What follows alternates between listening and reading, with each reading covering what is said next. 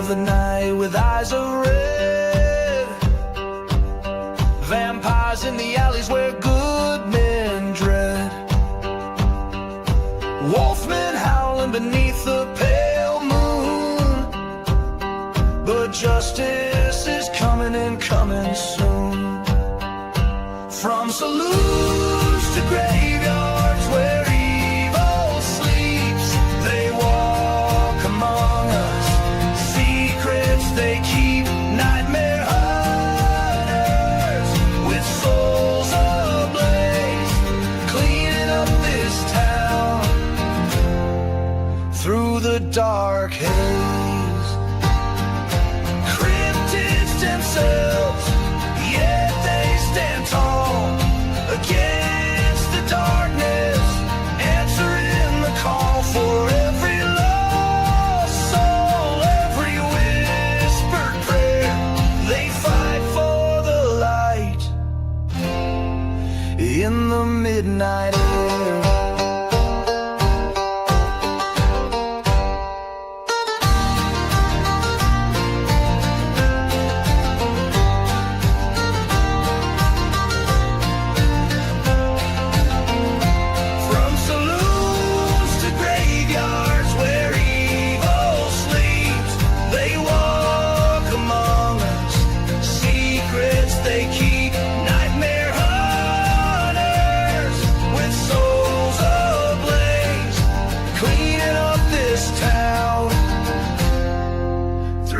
Dark haze.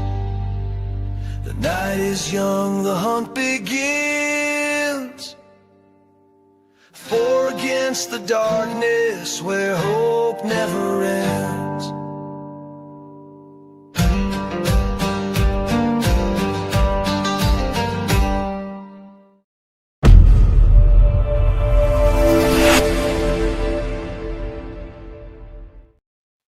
Good evening, folks, and thank you guys for joining us once again for the Nightmare Hunters podcast. I'm your host, DARoberts, and as always, I'm joined by my brother from another mother, Robbie Jed Rains. Doc couldn't be with us tonight because he is in Maine teaching a class, but he sends his regards. And, of course, Steve has to work on Wednesday night, so hopefully we'll be able to get scheduled eventually where he can join us tonight, join us on Wednesday nights. But it's good to have you guys here with us tonight because we have got a really heck of a show lined up for you. But before we jump into the deep woods and hollows, I want to take a moment for you guys, our community. You guys are the ones that make this show what it is, and without you, we wouldn't have one. So if you got a prayer request for yourself, for your family, for a friend, or someone that's just going through a hard time, let us know, because around here, we pray for each other, and I want to always continue that. And we got a few folks on the list this week. I know a couple folks that are in the hospital. Harold's been having some issues. Another friend of mine that I'll say an unspoken request for a friend of mine that's in the hospital. And, say a prayer for Robbie. His daughter's about to get hitched, so he's fixing to have his hands full. And Doc's traveling, so say a prayer for Doc and for Miss Lene as well. But folks, before we get started, I wanted to turn around and ask my co-host here, Mr. Robbie Jed Rains. Robbie, how the heck you doing, brother? I'm upright and breathing. Sometimes that counts the most. Yep. Just trying to get everything situated for the new one to drop, hopefully this week or next. I'm hoping, anyway. You want to tell everybody a little bit about that new one? Yeah, that's Doc and DA have been on me to throw cast my lot, so to speak, into the Dark Frontiers universe. So I have just finished Dark Frontiers War Journals, Blood Wolves of the Ardennes. And I really enjoy World War I, World War II, Vietnam, Korea. I love that era in history. So the Nightmare Hunter is going to be sharing some ground with Easy Company from Band of Brothers. I think it's going to be pretty good. I think y'all going to like it. It's pretty epic. And since Doc couldn't be here, he wanted to say hi. So we're wishing him a good time up in Maine. So Doc, you be safe, and you guys have fun having that and teaching your class. I thought you guys might get a kick out of little Doc riding a moose. But we're going to jump into this with both feet because we got a lot of material to cover tonight. And I think you guys are really going to like this because while researching one of my newest book, which is Hangman's Legacy, The Lost Treasure of the Sangre de Cristos, I stumbled onto something, and that's really what inspired this show tonight. But as we jump into this, we always remember that the woods have a way of holding on to old things, old sounds, old instincts, even old predators.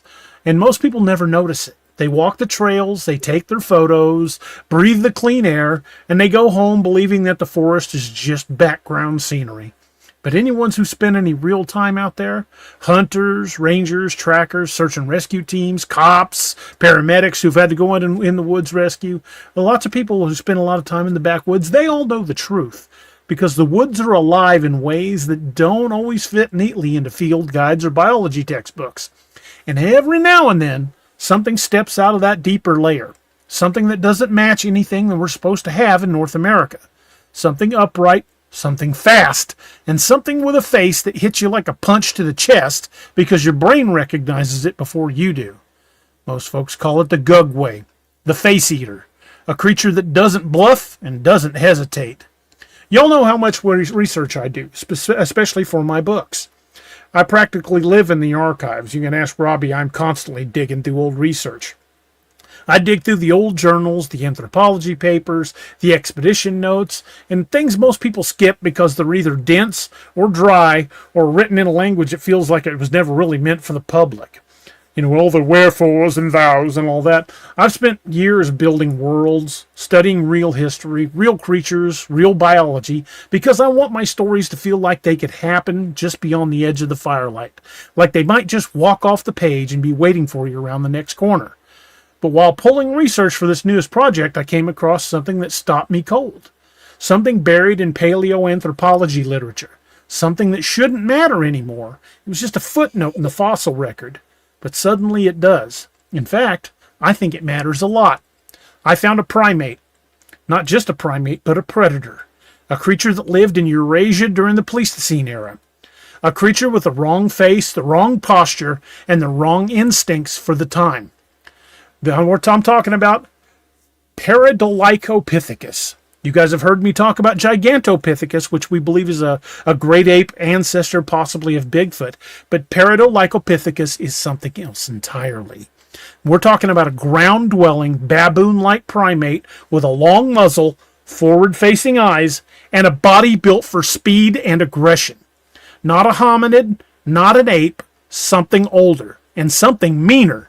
Something that lived in the shadows of the Ice Age predators and learned how to survive by being just as dangerous. And here's the part that made me really sit back in my chair. The skull shape, the muzzle, the limb proportions, and the behavior that paleontologists have inferred from the bone structure. It all lines up with modern Gugway encounters in a way that's really hard to ignore. Now, I'm not saying Paradolichopithecus is the Gugway, but I'm saying this. If a population of these primates migrated north, followed the megafauna herds, crossed the Bering Strait, and adapted to the brutal cold of the Pleistocene, we might be looking at the ancestor of one of the most terrifying creatures ever reported in North America. Tonight, we're going to trace that possibility. We're going to walk backward through time and look at the fossil record, the migration routes, the evolutionary pressures, and the modern encounters that all point toward a single unsettling conclusion. The Gugway's not a myth, but it may be a survivor. And if that's true, then the face-eater may be older and smarter than we ever imagined. So before we dive in, if you're new to the channel, make sure you like, share, and subscribe. And if you want to support the show and help us grow, consider joining the channel memberships. It helps keep the research going, keeps the lights on, and helps us bring you these kinds of stories that most folks are too afraid to touch. All right, so now let's get into it. Before we jump into the first segment, though, there's a few things we want to discuss. And Robbie, you feel free to jump in on this right here with me. We want to talk about really what stands apart between Gugway and Sasquatch.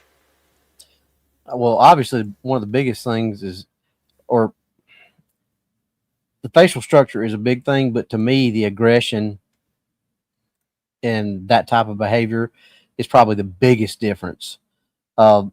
you know, and we've talked about, the misidentification on certain charts that we think certain charts have, instead of it being a dog man, we think that's probably misidentified Gugway. We've talked about that. That kind of goes into the facial structure thing, but the aggression that we've heard about that to me, that's one of the biggest things. And I think that's, we've talked about the further north you go, the meaner things get. Well, you just said that this thing lived in the shadow of the Ice Age. So could it stand to reason that up in Alaska and parts of Canada and these places that get really cold, could it be that's what we're looking at, and that's why they're more aggressive? Well, we also get into that here in the next few segments. We're going to actually get into the theory, because you guys have heard us talk about this more than a dozen times, I guarantee you, that just take modern bears as the perfect example. And the what this rule is called is, it's called Bergman's Law. Look in the lower 48, you see black bears. They're 300 to 500 pounds, unless you get a really rare example that's 600-700, but that's extremely rare. 300 to 400 pounds is a good sized blackie in the lower 48. They're generally not all that aggressive. They're mostly foragers. They'll eat roadkill. They'll even kill animals. However, they spend most of their time browsing berries, roots, whatever. Get a little farther north, get into the grizzly bears, they get bigger. They also get a little more aggressive. They'll still eat berries and roots, but they eat a lot more meat. Why? Because the weather up there is a little colder. And you get even farther north and you start running into like the Alaskan brown bear. Alaskan brown bear are way bigger, especially the coastal brown bear. They're way bigger than a grizzly. And their diet is primarily meat and fish. However, they still will eat roots and berries. But when you get up to the north, beyond the Arctic Circle into the polar bear territory, those things are just pure meat eaters. That's it. Pure meat eaters. And that's Bergman's Law. The farther north, the harsher the climate, the bigger and stronger and more robust the animal has to be just to survive. And so, but that touches a little bit on the territory patterns also, because like we say, depending on the territory and the environment that their territory is in, that dictates a lot of their behavior and how aggressive they may or may not be. So I guess some of the initial reactions to this thing could be something like, well, how obscure is it? How many of these Gugway sightings are actually an ancestor of this thing? Exactly. Let me grab something real quick. I'm going to bring up an image. When you guys hear us talk about Gugway, probably the best example of Gugway I've ever seen. And I don't know if you guys have seen the movie Primal Rage. We've mentioned it before. I'm going to bring this image up real quick. This is probably the best adaptation. Yeah, this is a perfect representation of a Gugway. You look at that, it's got the pronounced baboon-like skull, got the massive canine teeth. Now, with that image in mind, folks, I'm going to bring up a different image. And I think you guys are going to kind of see what I'm talking about. This is not a representation of the Gugway. This is not anybody's drawing on Bigfoot. This is a paleontological representation of Paradolykopithecus. And if you take a look at this after seeing that last picture, I really think this one kind of speaks for itself. So let me bring this one up real quick, and I will share that image now. That is what they believe Paradolykopithecus looked like. Anybody notice anything? And we're talking not an ape, a monkey. This is an old world monkey. You can still see the vestigial remnants of its tail. This thing was built for speed. It was human sized, and it was incredibly fast. And spent a lot of its time walking upright. And we will get into the tail and the upright posture as we get farther in. But this is Paradolykopithecus, folks. And if that's not a likeness of the modern Gugway, I don't know what is. Robbie, what do you think, brother? I think Hollywood might have got it right for once. I think so. And here's the great thing about Paradolipithecus. It was an ancestor of modern baboons. And what is baboon behavior known for? They don't attack like hyenas. They don't attack like wolves. They don't attack like lions because most predators go for the throat. Baboons, mandrills, and other species of similar monkeys go for the face. They try to gouge out the eyes. They try to bite off the cheeks. They try to destroy the face. It's both territorial aggression and a way to incapacitate its prey. So that's exactly how it attacks. What you're saying is they're face eaters. They are face eaters. Even modern baboons, when they attack other monkeys or even people, they go for the face. Who'd have thunk it? Yeah.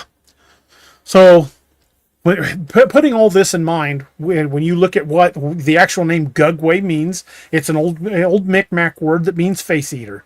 When you look at the behaviors of old world monkeys like the baboons, the mandrills, and they go for the face, they attack the face, they'll tear the face completely off of a victim. We're starting to see a behavior pattern. The only thing we're missing is the Paradolipithecus was smaller. They were about human-sized, maybe 100, 120 pounds. However, this was during the Pleistocene. This was hundreds of thousands of years ago, and things change, especially when they go north following the herds. So, Robbie, you want to? I'll lead us into segment one. So, we've laid the groundwork here. Let's talk about the creature itself. Before we can trace a lineage, we need to understand the modern animal, the sightings, the behavior, the physical descriptions, and the patterns that separate the Gugway from every other cryptid reported in North America. Because once you see those differences clearly, the evolutionary picture really starts to come into focus. Robbie, you want to take her away? All right. So, what we know about the Gugway. When we talk about the Gugway, we're not talking about a creature that fits neatly into the usual categories. This isn't a regional variant of a Sasquatch. It isn't a misidentified bear. It isn't a campfire story that grew legs over the years. The Gugway stands apart in every meaningful way. It's in its appearance, its behavior, its aggression, and the way people describe the fear that hits them when they see it. That's where we need to start. Before we can trace lineage back to the Ice Age, we have to understand the modern creature. We have to look at the sightings, the patterns, the behaviors, the physical traits that show up again and again, no matter where the encounter takes place. Because once you see the Gugway clearly, the evolutionary picture starts to sharpen. Most people who've seen Sasquatch describe something massive, powerful, and intimidating, but not immediately hostile. This is a key thing to keep in mind. There's a sense of intelligence there, a sense of restraint, even curiosity. Sasquatch encounters often feel like you've stumbled into someone else's territory and they're deciding whether you're worth the trouble or not. The Gugway doesn't give you that luxury. When people describe the Gugway, the first thing they talk about is the face. Not the height, not the build, the face.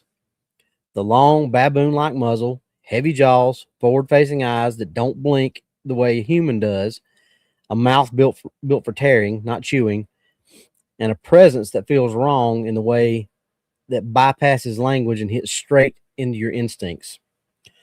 Witnesses don't say, "I saw something strange." They say, "I saw something that wanted to hurt me." And that's putting it kind of PG-13 it up. Yeah, how many times have we heard stories of people being physically chased out of the woods by a Gugway? Heck, that one that's right down here in Arkansas, people were on horseback and barely got away. Yeah. And honestly, that's the big difference.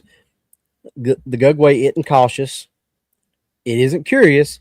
And it isn't trying to avoid contact. It's territorial, aggressive, and predatory. People describe it pacing the tree line, shadowing them through the timber, circling campsites, charging without warning, and in some cases coming close enough that they can smell the breath, a hot, rotten animal stink that sticks in the memory for years. That isn't bluff behavior. That's not intimidation. That's a creature that sees humans the way a big cat does, as something that might be a threat or might be prey, depending on the moment.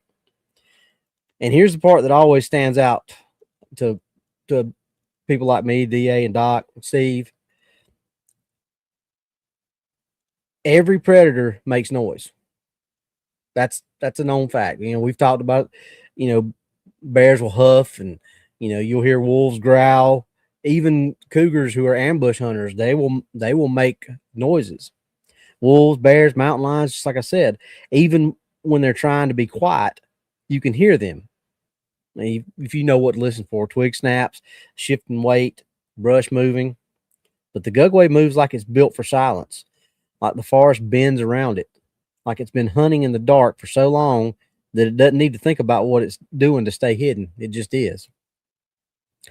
That brings us to the behavior that shows up again and again in the reports, the face-focused aggression. Indigenous accounts call it the face eater, not because it's a metaphor, because that's what it does, as DA just eloquently put it just a few minutes ago. When it attacks, it goes for the head, the mouth, the eyes, the cheeks. That's not hominid behavior. That's not ape behavior. That's old world monkey behavior, scaled up to something that shouldn't exist in North America. That's the first clue that we're dealing with a creature that doesn't fit into the usual cryptid categories. It's not a relic hominid. It's not a great ape. It's not a bear misidentified in low light. It's something else entirely. Something older, something meaner, something that evolved to survive in a world full of predators that will tear you apart if you hesitate for even a second. When you line up the sightings, the muzzle, the aggression, the silence, the territorial behavior, the face attacks, you start to see a pattern. A creature that behaves like a scaled up baboon, a creature that hunts like a primate predator, a creature that doesn't bluff because bluffing is a waste of energy. And that's why this creature theory matters. I'm not even going to try to pronounce that. Paradolykopithecus. I'm just going to say Dilacopithecus. Because for the first time, I love you, brother. You kill me. Yeah, well, you got to be good at something. Right? Because for the first time, we have a fossil lineage that matches the face, the posture, the behavior, and the instincts of the modern Gugway. Not perfectly. Nothing in evolution is perfect, but close enough that it demands a second look. Before we get into that lineage, though, we need to understand the modern creature, what it looks like, how it moves, how it hunts, and why it behaves the way it does. Because once you understand the modern Gugway, the evolutionary path becomes a little bit clearer. So let's contrast the Gugway versus the Sasquatch, DA. Intelligence versus aggression. Well, I think the Sasquatch is more intelligent, but I'm not saying the Gugway is dumb. I'm saying I think the Sasquatch is more intelligent, but the Gugway is definitely more aggressive. Well, that's just like saying what's more intelligent, an orangutan or a chimp. I mean, an orangutan or a what's that little monkey that Ace Ventura had? Capuchin. Capuchin monkey, yeah. Yeah. I mean, they're both intelligent, but that's comparing apples to oranges. Right. Just Ryan's got a good point. He says maybe the Gugway and the baboon have a direct lineage because they both like to kidnap mammals. Yeah, the Paradolykopithecus is a direct ancestor of both, I believe.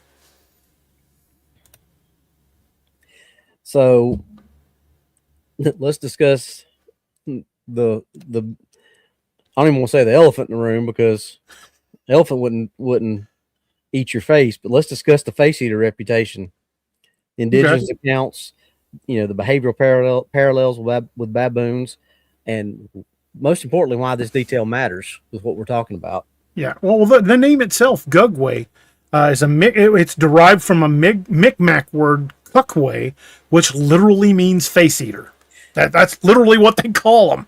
So here's my here's my rhetorical question, but it's still a question that needs to be asked. Why would this indigenous tribe that's probably never seen a baboon name something that literally translates into face eater if it was something that they never saw? Yeah, you pose a very good question there, my brother.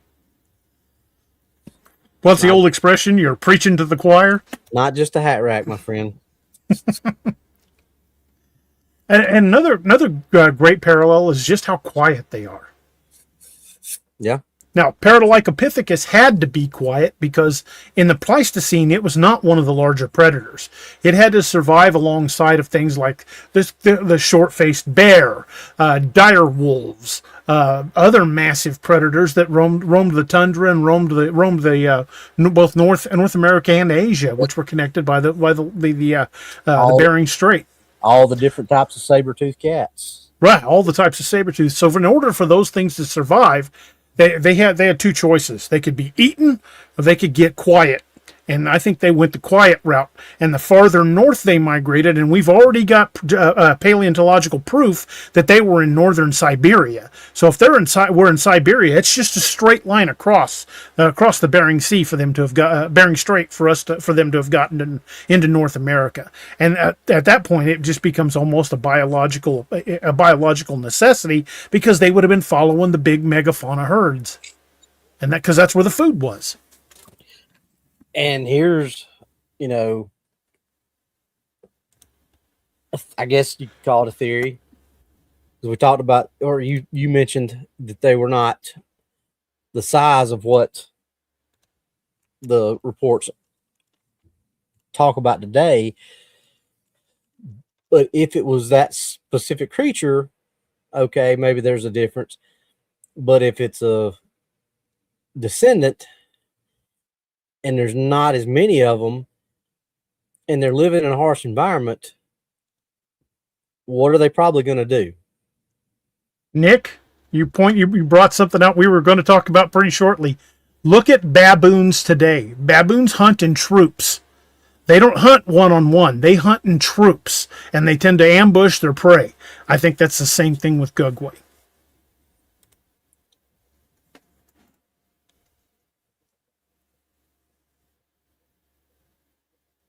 So, but my point where I was going with that is they've probably, adapted and gotten bigger. Well, the farther north they went, Bergman's law would force them to get bigger or die out. Out of necessity. They had to get bigger. They had to adapt to be able to survive. Exactly. Estelle Hartington said something about, have they found the dire wolves that escaped? Did some of those escape? Well, I refuse to call them dire wolves, but I don't know. They're calling them dire wolves is kind of an anomaly because they're mixed with modern dogs and wolves, so it's not a true dire wolf. But it'd be interesting if those things got out and bred true. Certainly see a lot bigger wolves. Yeah, because they are considerably bigger than gray wolves, but we won't get into the 24 million chromosomes that were left out. Right.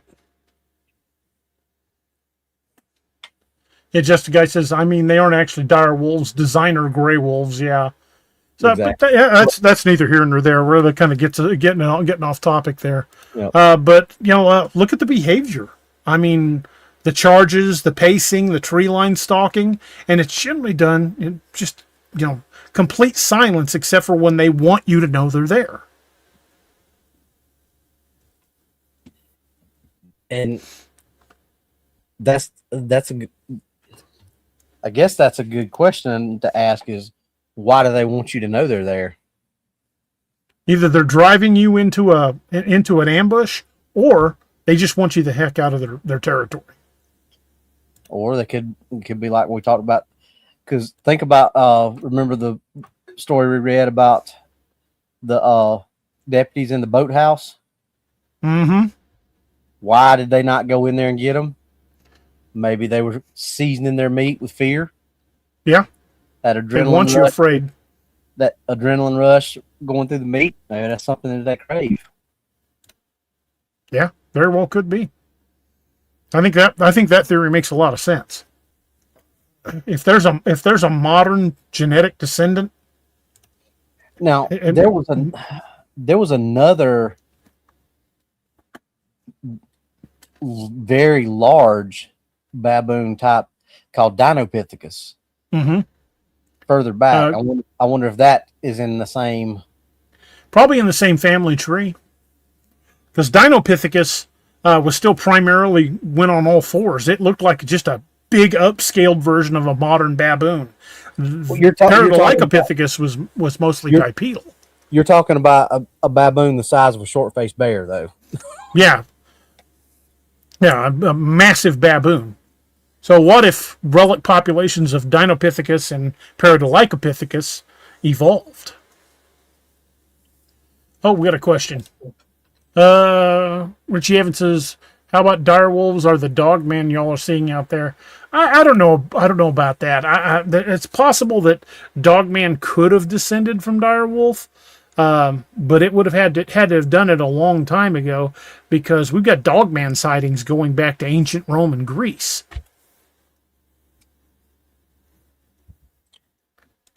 Miss Lene says, do you guys think the day will come that the Gugway packs will attack smaller towns or rural homes for people as food source, kind of like cougars and coyotes? Not only do I think it's possible, I think it's probably already happened. How many times have we profiled, someone went to check on an elderly relative and they were just gone? There was one case of a guy down in Arkansas was just gone. They said he had dementia and he wandered off, but his truck was parked in front of the house, groceries in the back of the truck, and the door was standing open and the keys were still in the ignition. He didn't wander off. He went to unload groceries and something snatched him up. So I think it's already happening. It's just when things like that, when they attack that quickly and nobody's got a chance to fight back, we don't hear the story. All we hear is a missing person.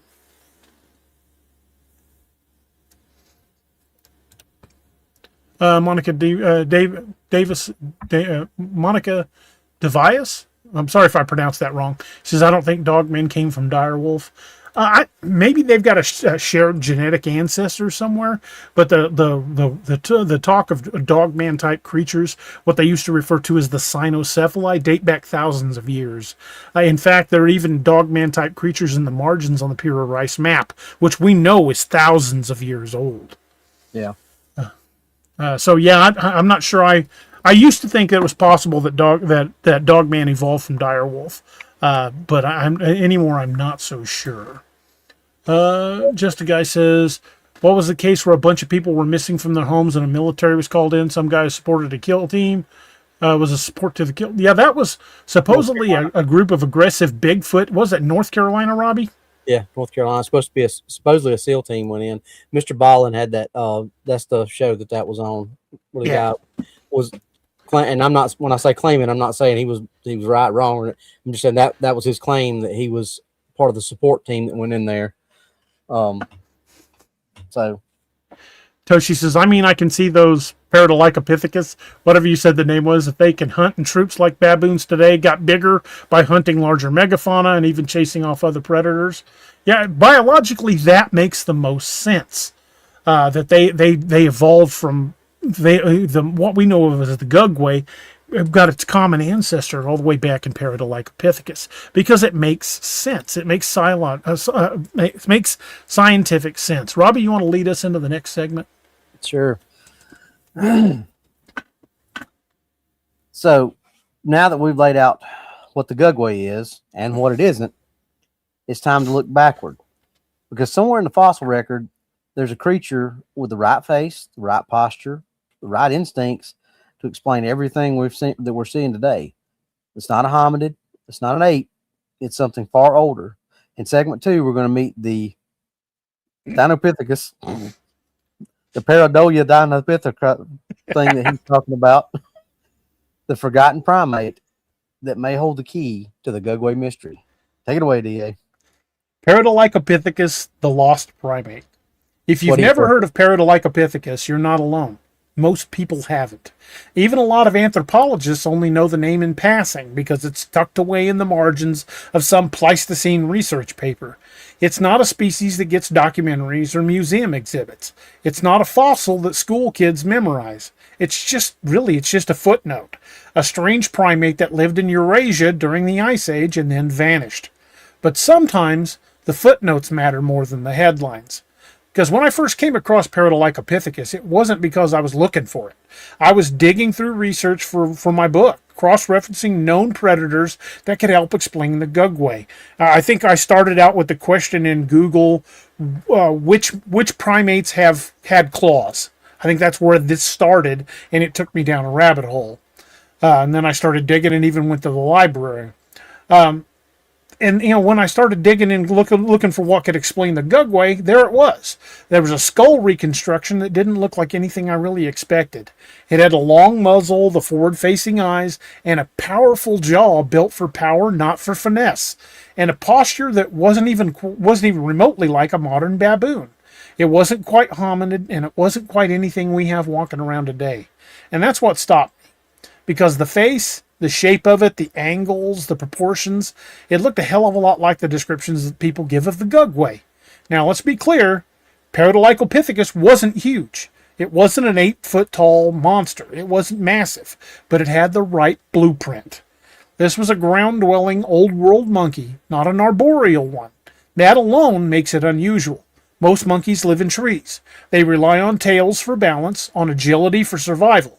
But Paradolichopithecus lived on the ground, in open woodlands and cold plains, surrounded by predators that would tear it apart if it hesitated. The environment shapes a creature. It hardens it. It forces adaptations that don't show up in gentler branches of the primate family tree. And the fossils tell us a few important things.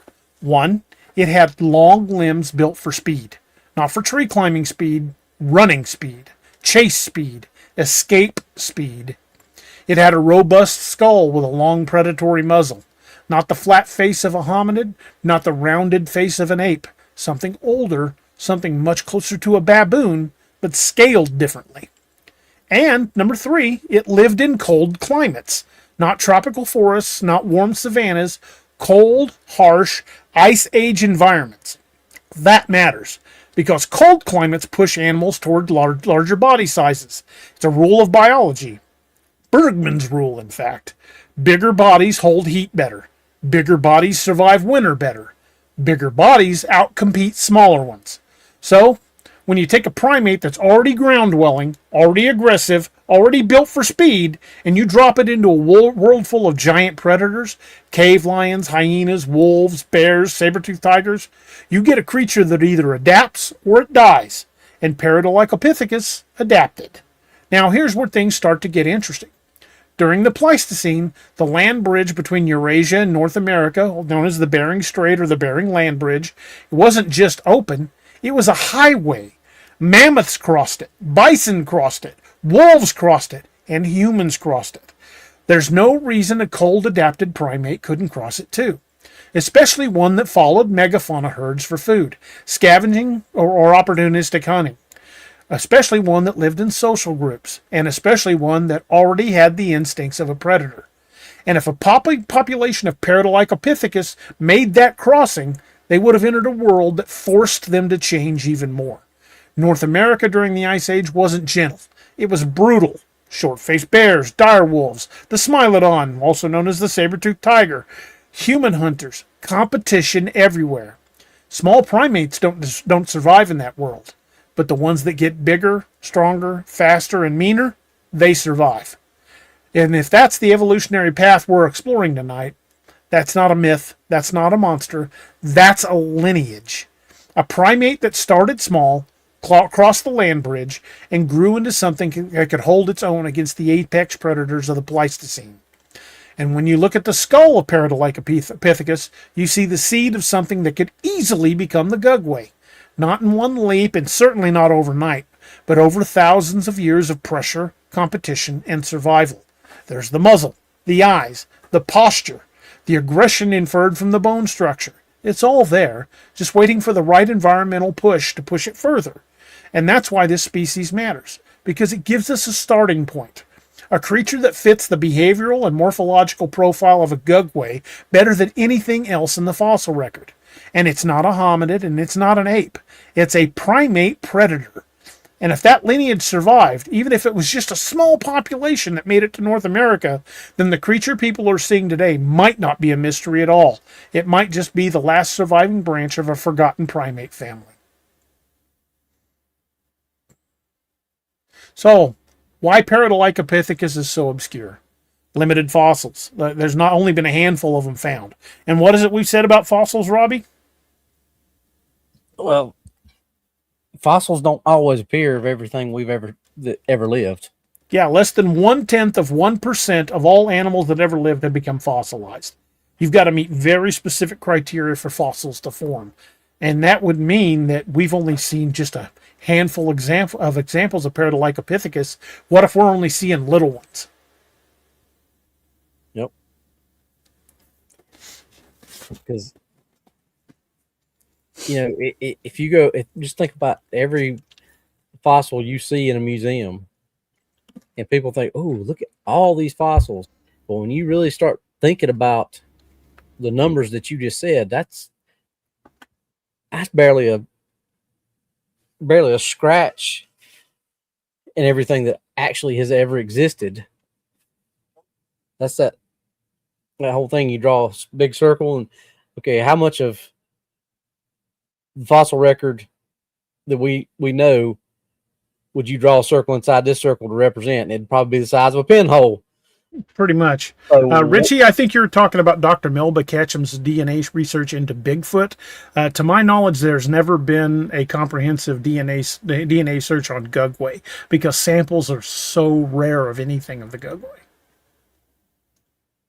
Anyway, go ahead, Robbie. Sorry. I wanted to answer that before I forgot. Just what existed outside of what we already have observed. Yeah. And what could have existed. Oh, yeah. Yeah, we have no idea some of the species that never fossilized. I'm sure there's entire genus and species that just disappeared. But also, with only a handful of fossils found for Paradolipithecus, it's been completely overshadowed by people researching hominids, like Folsom Man, Piltdown Man, Australopithecus, the Hobbit bones they found. Most people that go into, what is that? Is it trying to think of the word, paraanthropology? Something like that. I can't remember the word I'm looking for. They go into research like that to look into hominids, and a lot of the primate research just gets kind of put by the wayside. But when you look at the relics that we do have, look at that skull shape. Look at the skull morphology, the muzzle, the eye placement, the jaw strength. Those have direct comparisons to modern baboons, only bigger. And if this thing went across the land bridge and Bergman's law kicked in, you can clearly see how Paradolipithecus could be a modern Gugway. 100%. I think, like you said, it clearly supports better than anything else, and that it kind of goes with our what does nature show you? Look in nature. Look what we already studied. Obviously, that's something that's already been discovered in nature. Mm-hmm. But the environment also would have shaped it. Cold climates, predator-rich ecosystems, and that matters. That matters a lot when it comes to evolution because it pushes the creature to either die out or change to compete. And when most people think about the thank you, Miss Lene. When most people think about the land bridge from across the Bering Sea, they think it was just this narrow strip of land. But what people don't realize is it was hundreds of miles wide. It had grasslands. It had its own forests. It was a massive corridor, like a superhighway, literally hundreds of miles wide.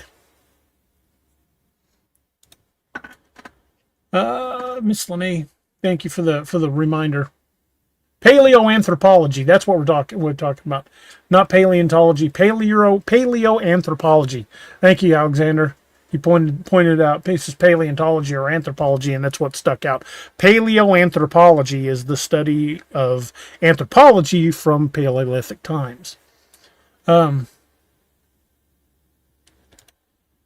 Richie says, how about the mountain giants that have been in the past 100 years? There have been 100 cases. Again, a little off topic, but there's lots of mountain giant reports. But most of the mountain giants are just they describe them as being massive, oddly proportioned humans, not necessarily the Gugway. But then you start finding places like the Nahanni Valley and that valley down in the Superstition Mountains where they keep finding people without heads. I think that's a little telling. Thank you, John Wayne. Appreciate it, sir.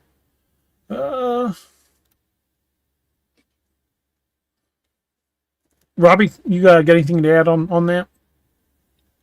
I think the picture's shaping up though. So yeah, I think we've definitely found a possible ancestor. And I think the more we discuss this and the more we point these things out, folks, I think the picture's going to get pretty clear for y'all. I don't think this is just some crackpot theory. I think we're painting a direct ancestor of the modern Gugway. And because it makes sense. It makes sense scientifically. It makes sense, from a genetic standpoint. It makes sense from an evolutionary standpoint. It really does stand the litmus test when you start looking into it. And also, monkeys are known tool users, and they learn. They adapt and they learn. That's one thing that really makes them stand out.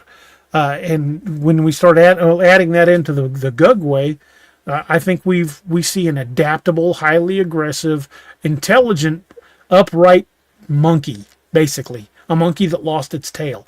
I don't think they're any more closely related to Bigfoot than we are. They're a different genetic path of a different animal.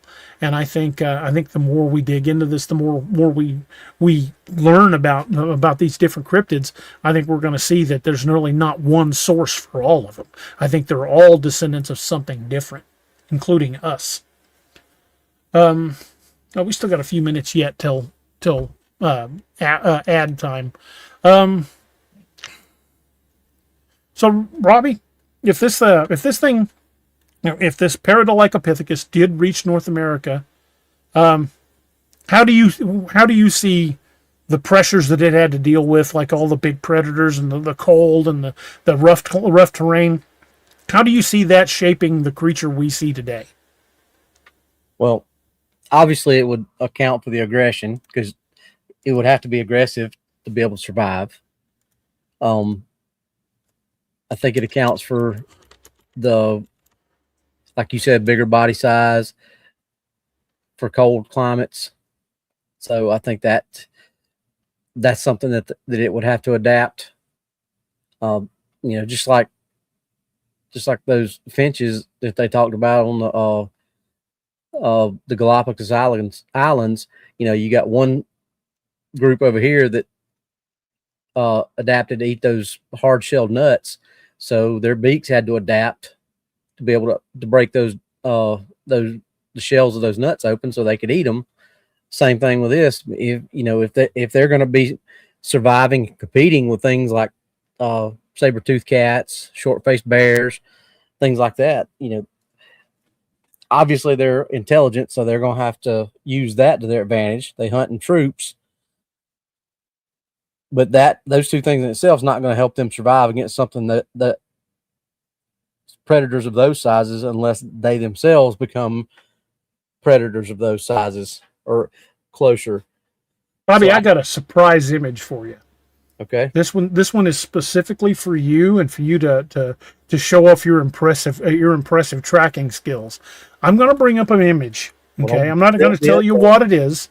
I'm not going to tell you what this animal is. But this is a modern existing animal, and from what you know of Gugway tracks, the shape of the track, the claws on the toes, how would this track stack up?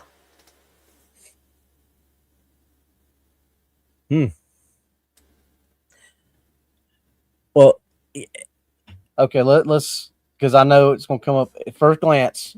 Everybody's going to think that looks like a bear track. It's not a bear. I'll tell you that. Not a bear. I know. I'm just saying that's the first thing that's going to pop out of people's minds is it's a bear track. But if you look at the heel impression, that's one of the first tells that it's not a bear track, because bear tracks don't narrow back and impress that deeply in the heel. The only thing that impresses deeply in the heel like that is something that walks on 2 legs. Something that walks on 4 legs, the weight is spread out and distributed evenly over 4 feet. Now, obviously, if you got a horse or something that's walking on hooves, that doesn't, because they don't have pads they walk on. But we're talking about mammals that walk with pads on their feet. The weight is dispersed more evenly. If you look, you can clearly see how much deeper that heel impression is than the rest of the track. So that tells me that whatever that was standing on 2 feet. Because this is a baboon track. And baboons are notorious for attacking on 2 legs. Well, that's... So you can see where the claws sliced into the ground, which meant the claws float. They're not... What's the word I'm looking? They're not hard. They're attached, but they're not like hard fused. Because if they were hard fused, the claws would dig deeper into the ground. To me, the claws are just kind of like, there's just enough pressure to sink down in the mud, which means they're for slashing. Because if you got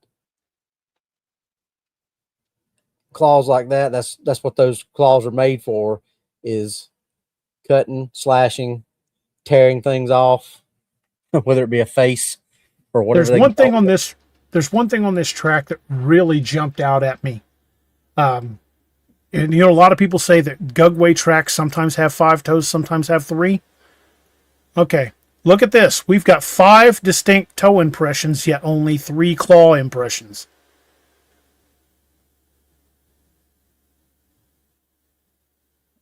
Yep, I was trying to make sure I didn't miss a claw impression, but yeah, there's only 3 claw impressions.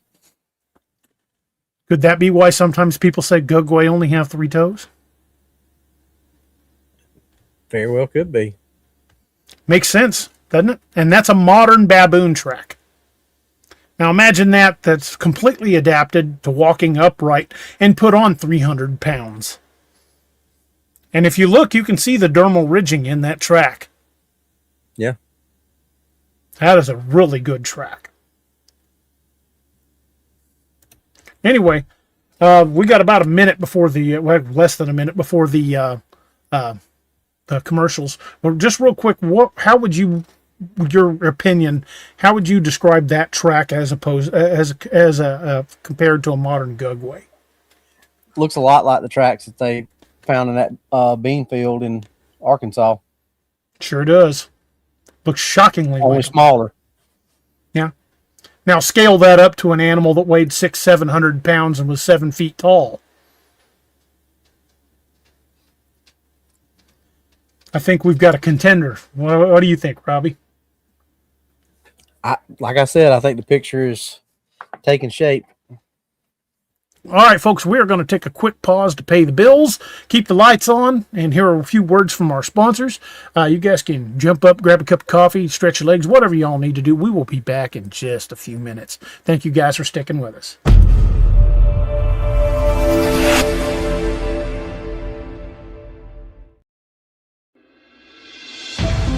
The new book, How to Research a Haunted House by paranormal investigator Margie Kay and professional researcher Violet Wisdom, is now available from Unex Media. This one-of-a-kind book explains how to do research on a house with uncommon methods and resources used by historic home researchers, and how to determine who may be doing the haunting and why. How to Research a Haunted House can be used by homeowners, renters, investors, and it should be in the library of all professional paranormal investigators. Get this unique book at unexmedia.com or amazon.com. That's unexmedia.com or amazon.com.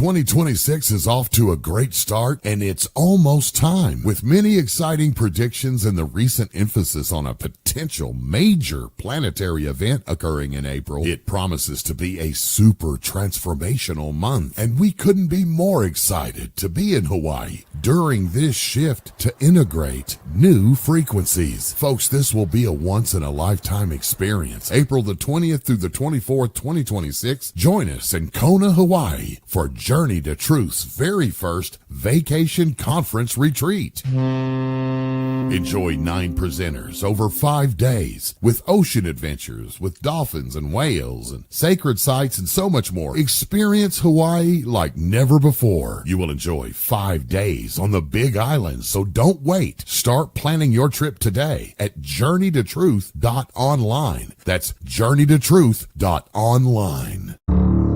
The paranormal field is changing, and now, more than ever, it's time for professionals to lead the way.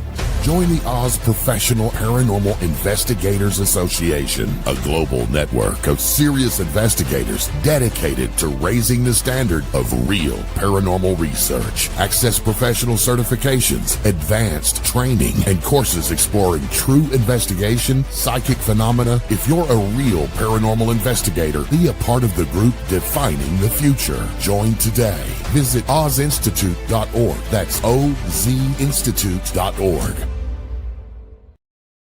Hey everybody, this is Kerry Pocket Dot Davis from Dark Angel Medical, and you are listening to DA Ex Machina with DARoberts. You may recognize me or some of my products from Dark Angel Medical in some of the Apex Predator, Lakeview Man, and Wild Hunt books, and you can get those products at www.darkangelmedical.com, along with training classes on how to use those products and save a life. Shoot us an email at info@darkangelmedical.com and be the difference. In a world where monsters still walk the earth, one author dares to face them. From the brutal cryptid horror of the Apex Predator series to the Ozark legends that stalk the night in Lakeview Man, from the elite warriors of codename Wild Hunt to the relentless investigations of the Nightmare Hunter and the frontier terror of Dark Frontiers. When the Dead Rise, the Ragnarok Rising saga unleashes pure zombie apocalypse fury. And across the stars, war rages in the Lost Legion and man's marauders. And in the realm of myth and steel, the world of Vanguard calls to those born for legend. Cryptids, zombies, sci-fi warfare, epic fantasy. This is the universe of DARoberts.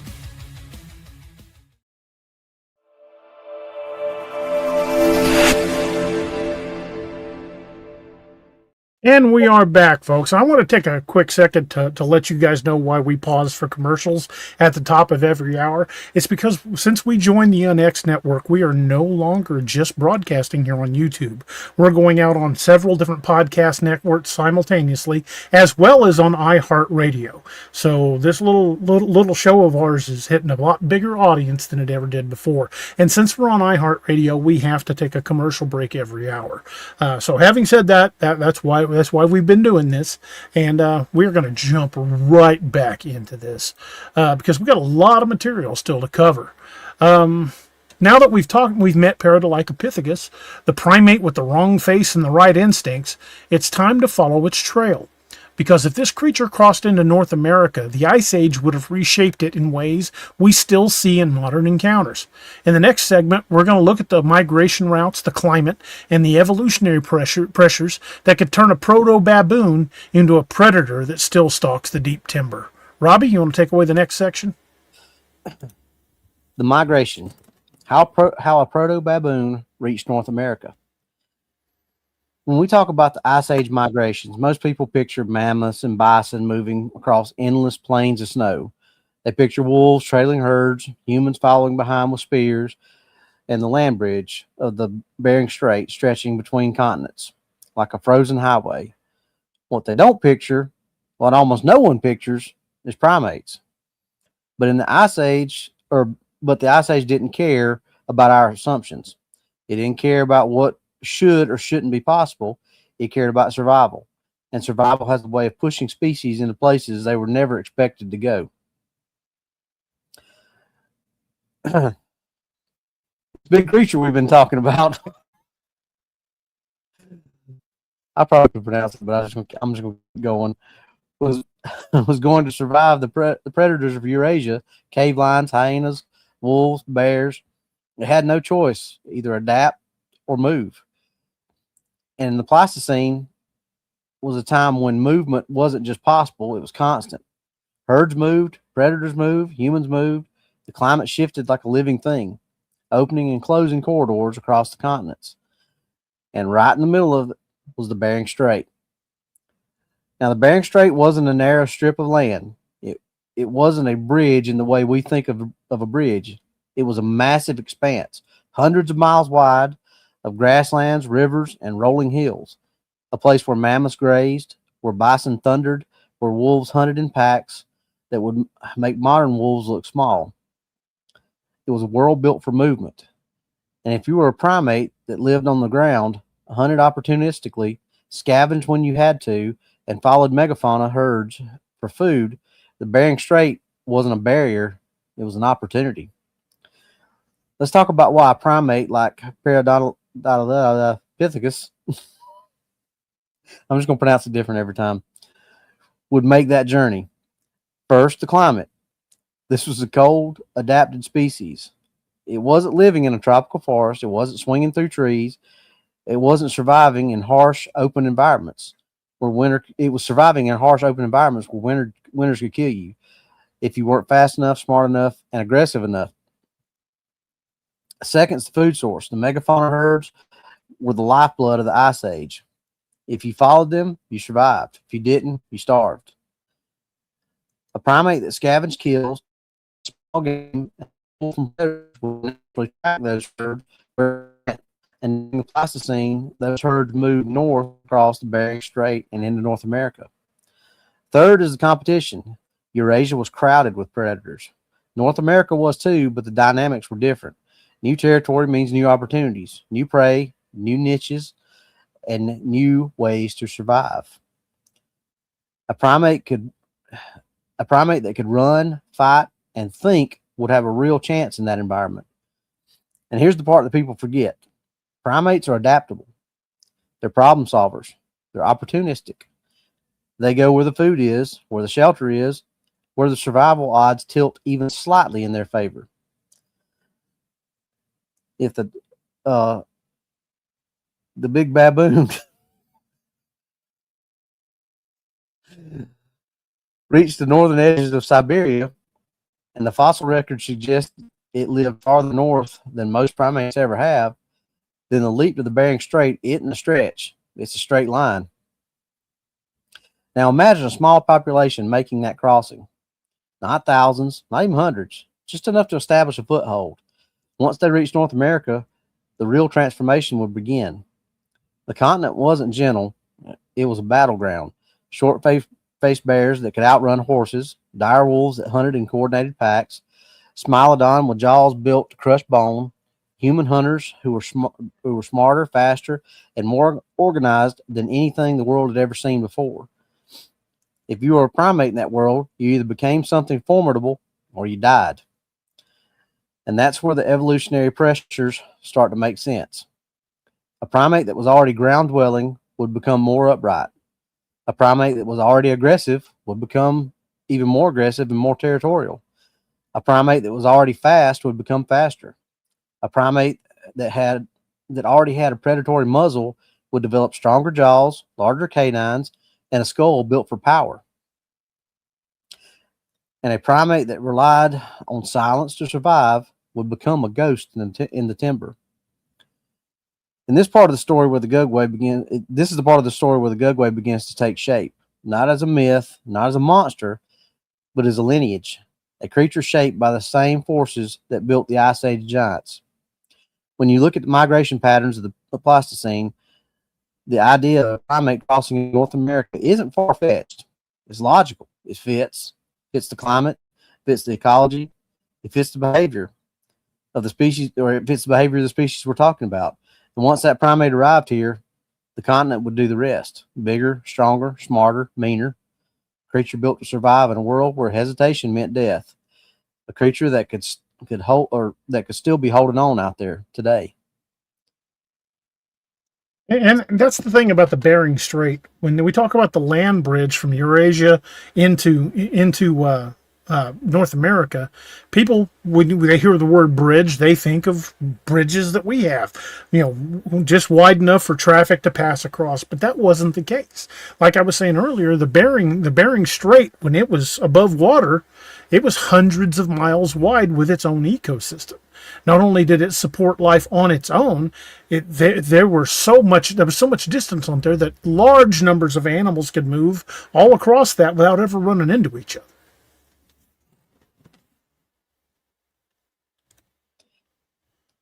So I think that's a great point. It pretty much was its own environment. It was. It had its own ecosystem. Because it wasn't just above water for a day or two. It was above water for eons, for hundreds of not thousands of years. Rodney, no, we have not captured a vocalization of a Gugway that we know of, but we are hoping to catch one, preferably from a distance, right, Rodney? Yeah, we're hoping to catch it, not it catch us. Yeah, exactly. Because I don't want to come out of the woods, come out of the deep woods as a Gugway bowel movement. But like what you were saying, something about primate adaptability, Robbie.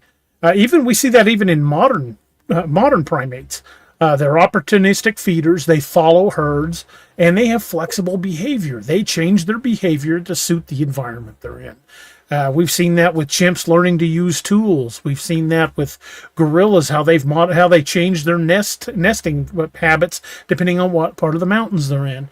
Same thing with the billy ape. People didn't even think it existed, but it has all the aggressiveness of large chimps with a lot of the behaviors of large gorillas. It's really kind of an odd animal, but it does perfectly example of its adaptability. Yeah. And speaking of the gorilla, I mean, what was it? 1953, before the mountain gorilla was ever even discovered in the West. Something like that. Yeah. Roxanne says, how do you think a Gugway sound would be different from a Bigfoot? If you really want to hear this is just me thinking, because I have not encountered one in the wild.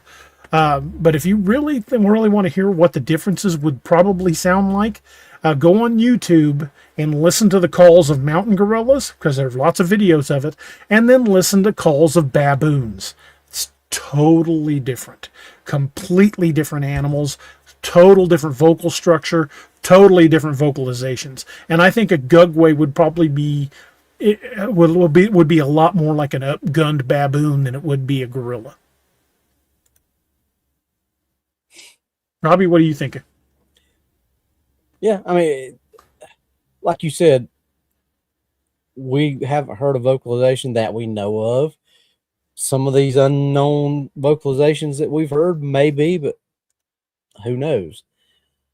But I tend to agree with you that it's probably, since it shares a lot of traits with the baboon, I would think the vocalization would tend to sound more like that, but probably, like you said, like turned up to 11 Spinal Tap. Yeah. Or like a howler monkey. Talk about something that'll give you the heebie-jeebies if you don't know what it is.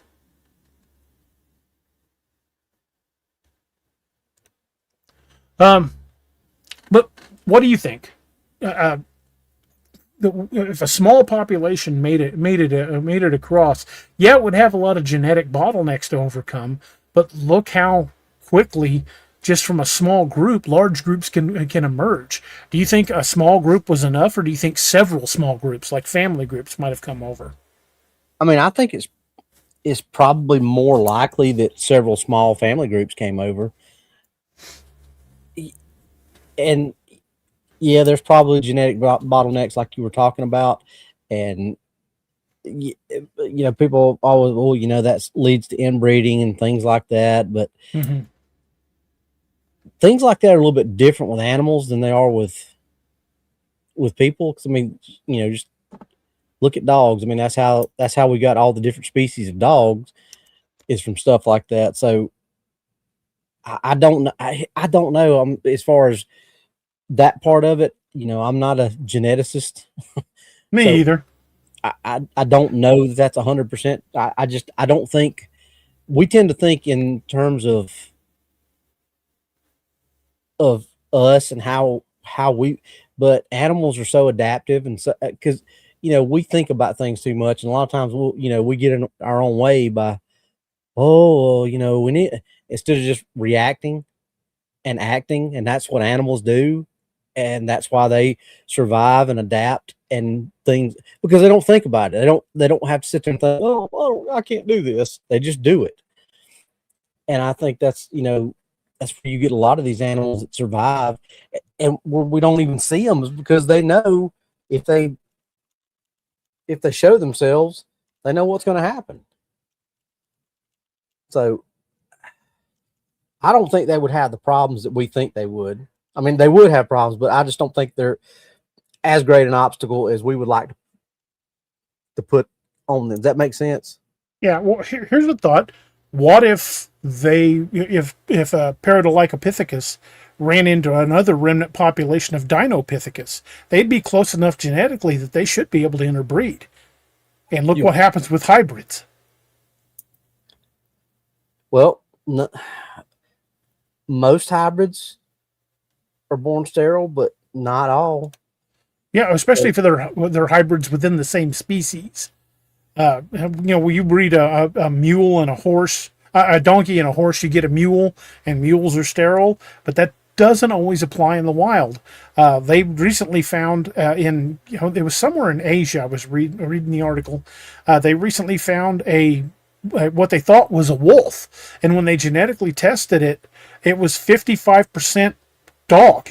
And that up until then, they didn't think a dog and a wolf could breed true, and it did. It bred, and it was part of the pack, and it had offspring. But they did find a legitimate dog wolf hybrid. Just looking the part of Everglades right now. I don't know that they've actually 100% confirmed it, but there is so many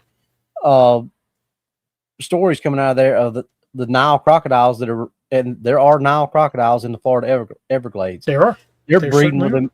They're breeding with the American crocodiles, because they're now American crocodile usually the American crocodile species usually topped at, like, I may be a little bit off on this, but I want to say 12 to 13 feet ish. Mm-hmm. They're finding species like up to 16 to 18 feet and possibly up to 20 feet, which is average for a Nile crocodile now. So, but there you go. That's a lot of reptile.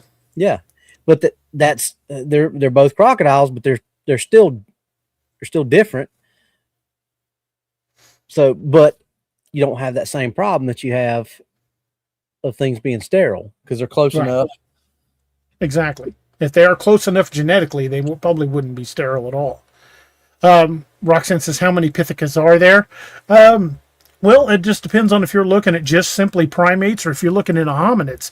I mean, you've got Australopithecus, you've got Australopithecus, you've got Piltdown Man, you've got Lucy from that they found in Africa, the hobbits.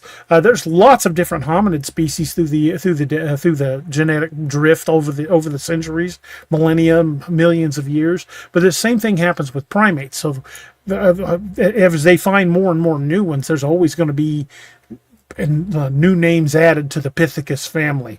But it's ones we're primarily focusing on tonight are Dinopithecus and Paradolykopithecus. Yeah, that one. But I'm just going to say little Dinopithecus from now on. There you go. So now that we followed this primate across the Bering Strait and into North America, it's time to talk about what happened next. Because the Ice Age didn't just break challenge species, it just challenged the species, it formed them. And in the next segment, we're going to look at the evolutionary pressures that could turn a proto-baboon into a predator people still encounter in the deep timber today. Robbie, is those some of mine or yours? I think this one's yours. Alrighty. Because I think yeah. I think you did. All right, so this segment, we're going to talk about the evolutionary leap, how it became the Gugway. When a species crosses into a new land, it doesn't stay the same. It can't. The environment shapes it. Predators shape it. The prey shapes it. And over time, the creature that arrived is not the creature that survives. So if a population of Paradolithopithecus made it into North America during the Pleistocene, the world waiting for them wasn't just different, it was completely unforgiving. This continent didn't offer second chances. It didn't reward hesitation. It didn't tolerate weakness. Everything in North America during the Pleistocene was built for power, speed, and sheer brutality. And that's where the evolutionary leap begins. Let's start with size. Paradolithopithecus wasn't huge, 3 to 4 feet tall, 60 to 100, 120 pounds, lean and fast, built for survival, not dominance. But in North America, during the Ice Age, it didn't favor small primates. It favored giants. We had short-faced bears that stood between 16 and 18 feet tall on their hind legs and could run faster than a horse. You had dire wolves that hunted in packs that could take down bison. Smilodon or saber-toothed tiger, they had jaws built to crush bone. And humans, early, hungry, relentless humans, were spreading across the continent with weapons and teamwork that no animal had ever seen before. In that world, small primates die. But the ones that get bigger, the ones that get stronger, faster, and more aggressive, those are the ones that survive. And this is really where Bergmann's rule comes into play. The biological principle that cold climates produce larger animals. Bigger bodies hold heat better. Bigger bodies survive the winter better. Bigger bodies outcompete smaller ones. We need to look no further than modern bear species. Black bears in the lower 48 are smaller, but look what happens as we move north. The grizzly get bigger and meaner, and so do the polar bears. So a primate that started at 3 or 4 feet tall could, over thousands of years, scale up to 7 or 8 feet tall pretty easily. Not because it wanted to, but because the environment demanded it. And now let's talk about posture. Paradolithopithecus was already semi-upright. Not fully bipedal, but not strictly quadrupedal either. It moved like a modern baboon. Ground-oriented, fast, and capable of short bursts of upright movement. But in North America, upright movement becomes an advantage. You can see farther, you can intimidate rivals, you can carry food, and you can fight with your hands. And once a primate starts using its hands for combat, for grabbing, for tearing, the tail becomes a liability. It throws off balance. It gives predators something to grab, it wastes energy, so over time, the tail starts to shrink and eventually disappears. Same thing happens with humans. Somewhere way down our evolutionary tract, we once had tails. Because people are still born every year with vestigial tails. I saw a guy in the jail, an inmate. He had like a 6-inch tail that he could actually shake. Usually when infants are born with one, it's just snipped off. The doctors usually just take care of it. But this guy still had his. So it's still vestigial. It's still part of our DNA that just isn't active. And this isn't speculation. It's exactly what happened in our own lineage. Once early hominins committed to upright walking, the tail became dead weight and evolution cut it loose. Now let's talk about the face. This is the part that makes people uncomfortable because it lines up too well with modern encounters. Paradolithopithecus had a long muzzle. It had forward-facing eyes. It had jaws built for power. The canines that were already massively pronounced. Now put that creature in a world where it has to fight off wolves, bears, and humans. Put it in a world where it has to kill fast or die. Put it in a world where scavenging just isn't enough. It has to hunt. What happens? The muzzle gets stronger. The canines get larger. The jaw muscles thicken. The skull becomes more robust. And the face becomes a weapon. And that's exactly what witnesses describe when they talk about the Gugway. Not a flat human-like face. Not an ape-like face. A predatory muzzle. A face built for tearing. A face that looks like it belongs on something that survived the Ice Age by being meaner than everything around it. Now let's talk about the behavior. This is where the evolutionary leap really becomes unmistakable. Old world monkeys, especially baboons, are highly aggressive. They're territorial. They're face focused in their attacks. They go straight for the face. They don't bluff. They don't posture. They go straight for the kill. Now scale that behavior up. Add size, add strength, and add the pressures of surviving in a predator-rich environment. Add the intelligence of a primate that has to outthink wolves and human. What do you get? A creature that moves silently, hunts by ambush, targets the face, charges without warning, defends territory with lethal force, watches from the tree line, and tracks prey with patience and strategy. That's not Sasquatch behavior, and that's not bear behavior. And it's certainly not wolf behavior. That's primate behavior. That's the Gugway. Now let's talk about the intelligence. Primates don't just adapt physically, they adapt mentally. They learn, they strategize, and they pass knowledge down through generations just like we do. A primate that survived the Ice Age would have to be smart. Smart enough to avoid human hunting parties, smart enough to hunt quietly, smart enough to use the terrain to its advantage, and smart enough to disappear when it needed to. And that's exactly what we see in modern encounters. People don't describe the Gugway as a dumb animal. They describe it as something calculating, something that watches and waits, and something that chooses when to reveal itself. That's not instinct, that's intelligence. So when we talk about the evolutionary leap, the transformation from Paradolitopithecus to the modern Gugway, we're not talking about a miracle.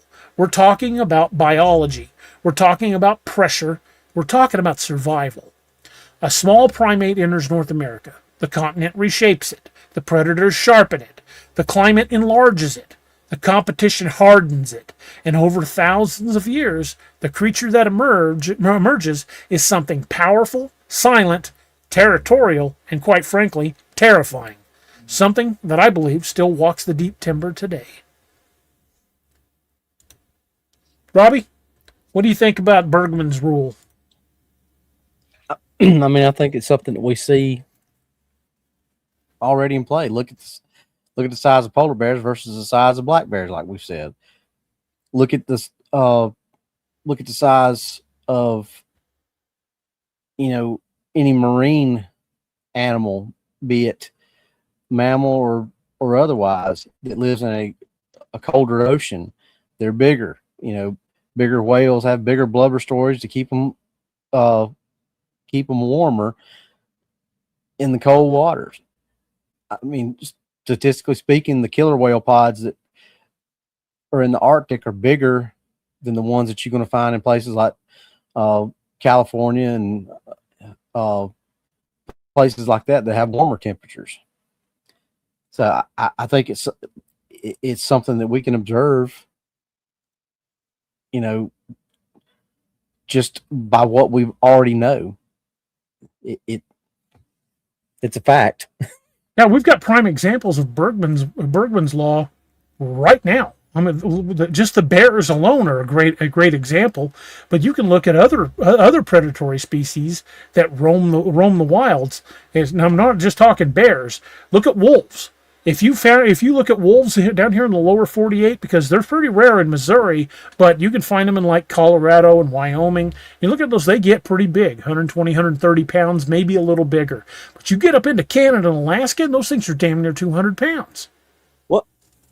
Look at it in humans. How humans are on average, at least male proportionally, are average bigger in places like Iceland and Finland and places that are colder.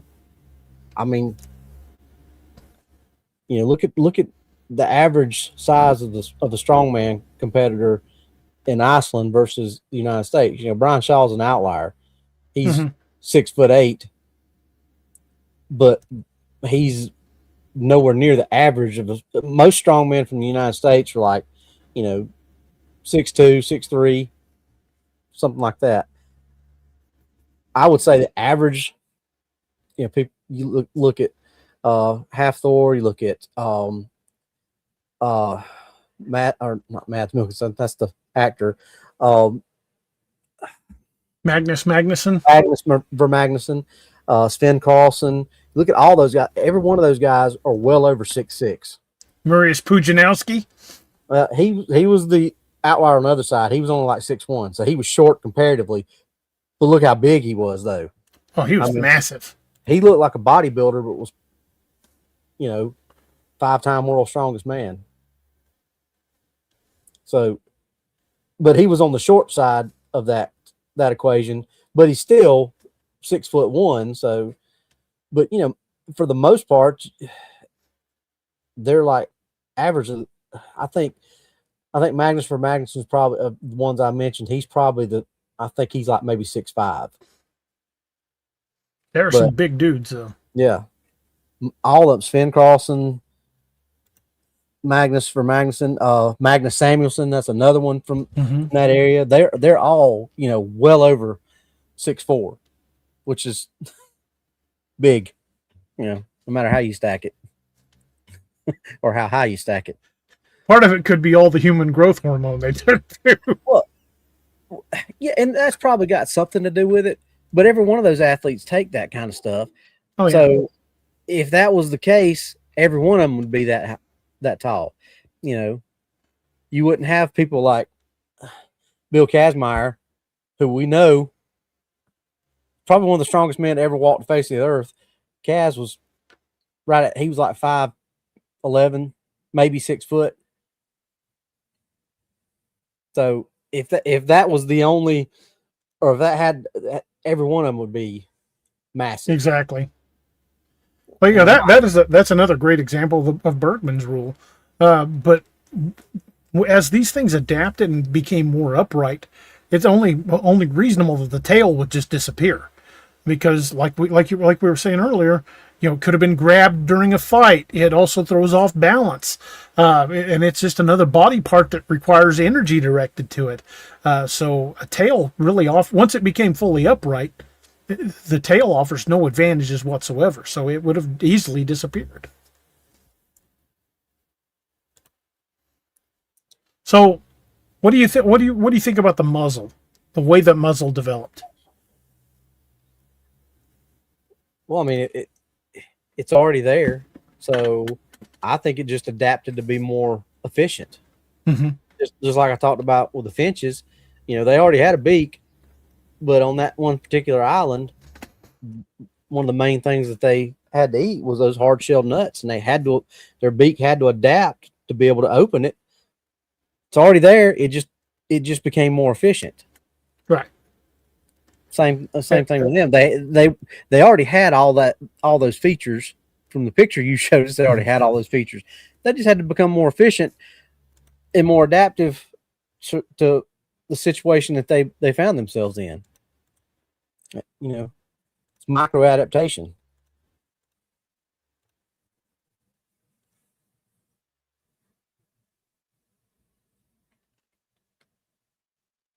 Let me bring up these images here.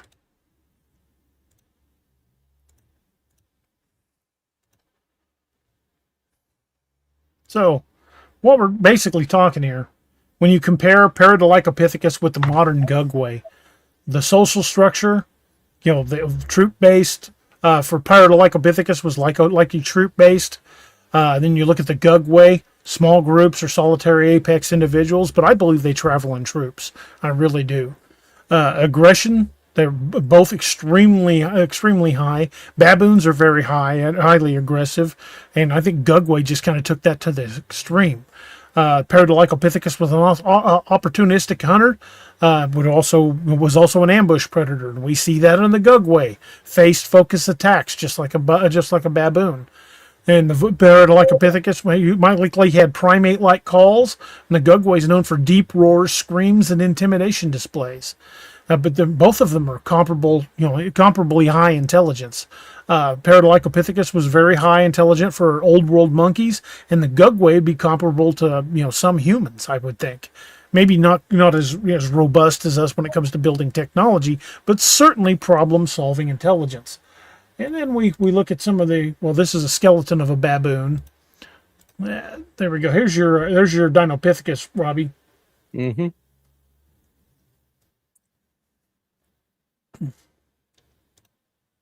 So we look at the evolutionary pressure. Predators mostly in Paradolitopithecus early hominins and big cats, but then when it moved over into North America, we're talking dire wolves, short-faced bears, and humans. So the prey pressure became much harder. So they had to adapt to survive. In Eurasia, Paradolichopithecus had to deal with small mammals and plants. But in North America, there were deer, hogs, small game, and lots of opportunistic predation. In Eurasia, it had other primates as competition, but when they start turning into Gugway, we're seeing much bigger apex predators. They're both cold climate. The Paradolichopithecus was adapted to the Ice Age. It was a cold weather primate. They lived in open woodlands so they could run quicker, whereas the Gugway, they live in dense forests and they are capable of a lot of speed, very stealthy. These things would have had to have learned to be quiet. Habitats are very, very similar. Eurasian plains and woodlands compared to North American deep forests. They're both prime real estate for predators. Climate was mild to cool, but they're cold adapted. They moved into the Pleistocene. They survived the Pleistocene and the Ice Age.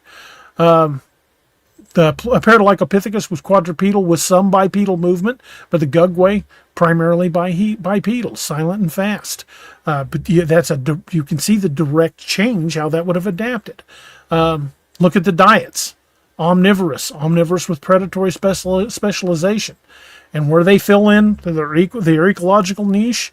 Paradolichopithecus would have just been a mid-tier predator, but the forces that went to work on it during the Ice Age pushed that thing to become a much bigger apex predator. Then we look at the morphology.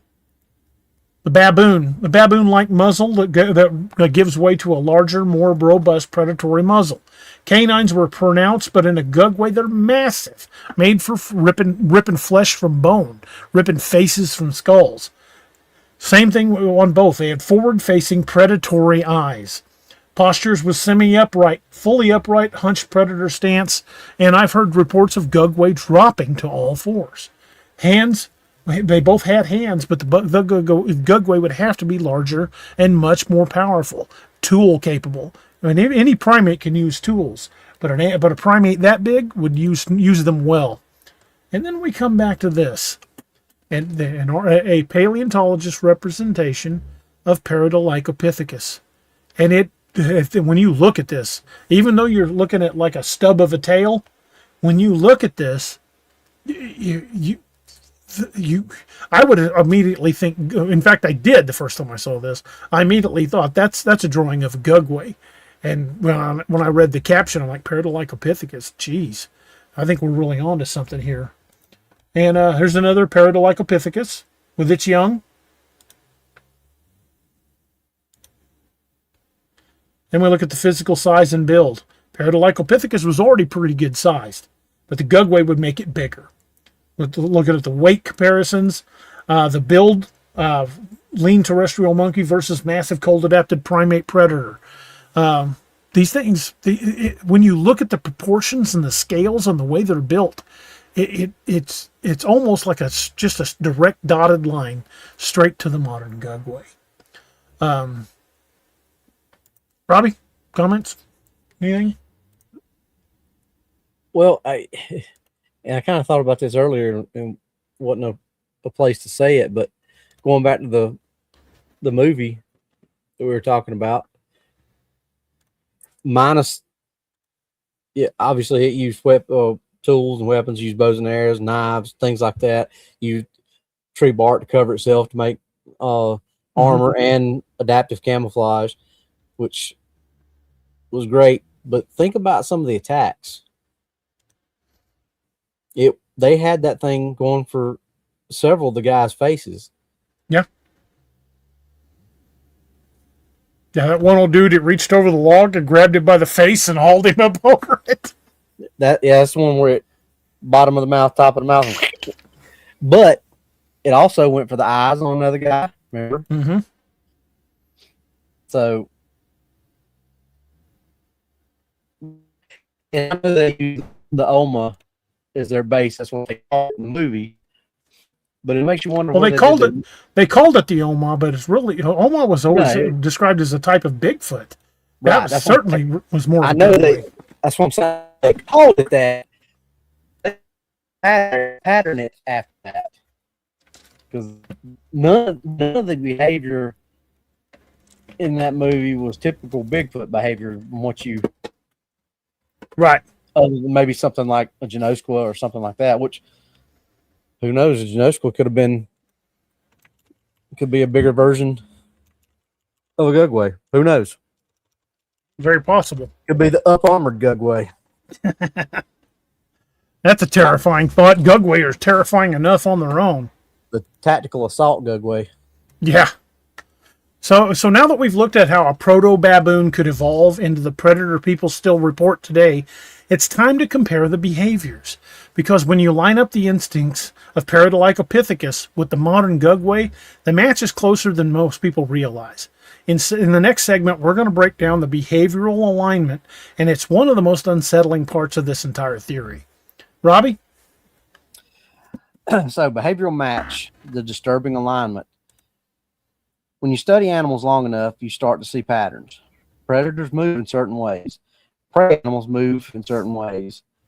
Territorial species have their own rhythm, their own rules, their own lines in the sand.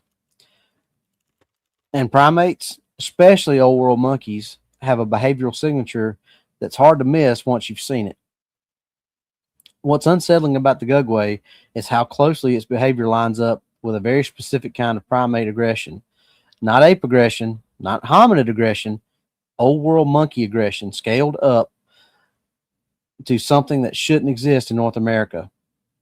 Let's start with the most obvious trait, face focus attacks. In the animal kingdom, most predators go for the throat or the belly. They want a quick kill. They want to disable their prey fast.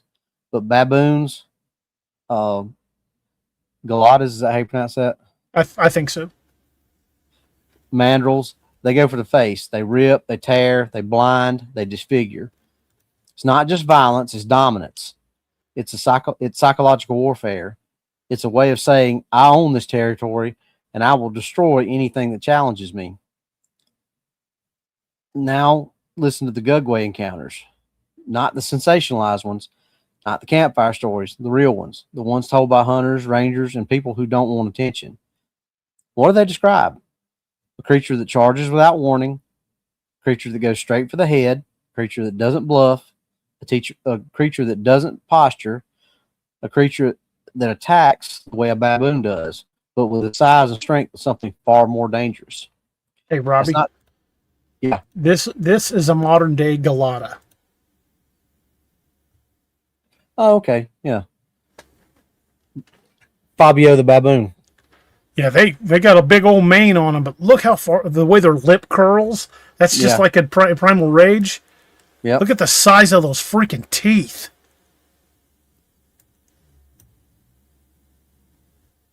Yeah, I can see how that one of those could easily rip a person apart. And they're not as big as a human. They're baboon sized. Something like that could do a heck of a lot of damage, and it ain't Gugway sized at all. Well, let's address that when we say baboon sized. A normal sized baboon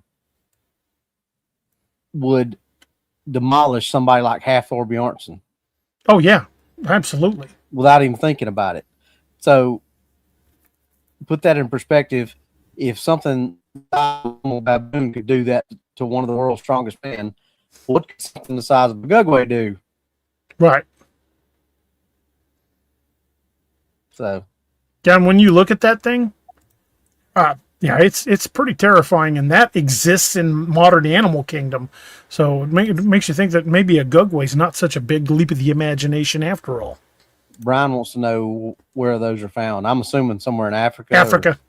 Plains of Africa, the savannas. They're called galatas, Geladas.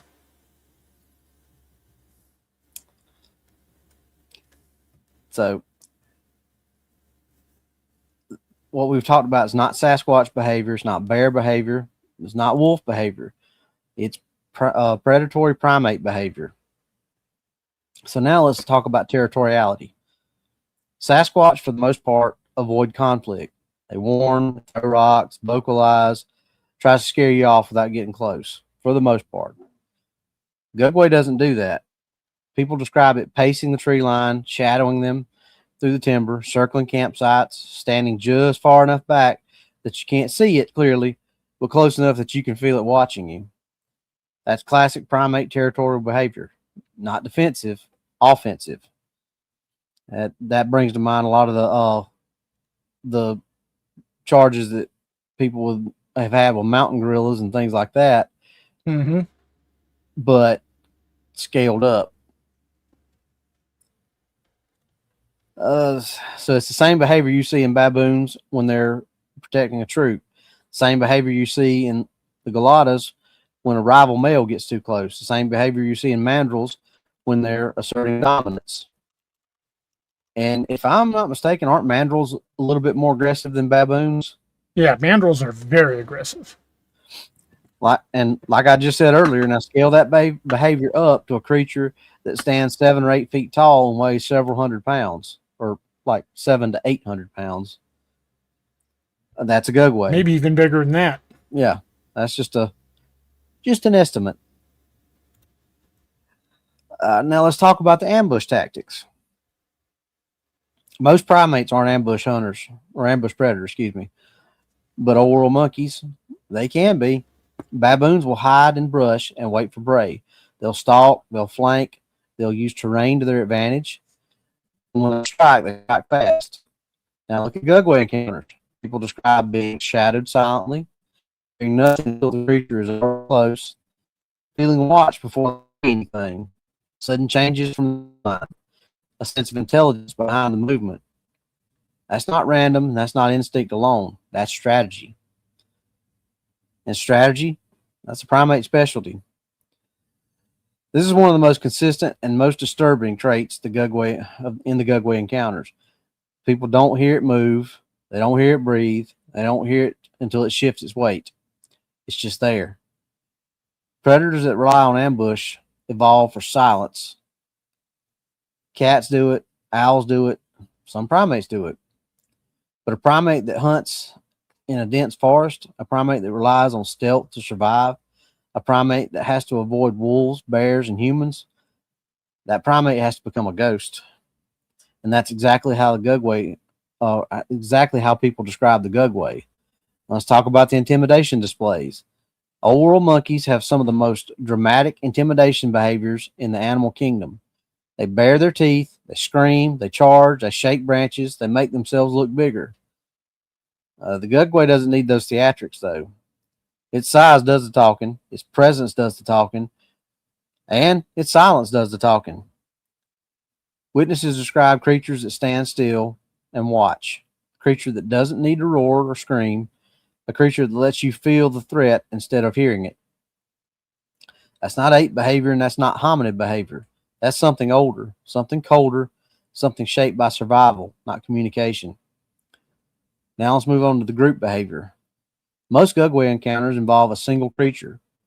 But there are reports, quiet ones, rare ones, of multiple individuals moving together. Not in a troop, not in a family-sized group, more like a hunting pair, a coordinated movement.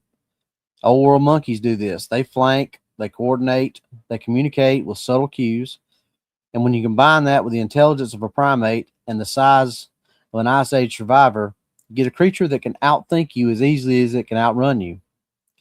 When you line up all these behaviors, the face attacks, the territoriality, the ambush tactics, the silence, the intimidation, the group coordination, you get a behavioral profile that matches one thing: a scaled up, cold adapted, old world monkey.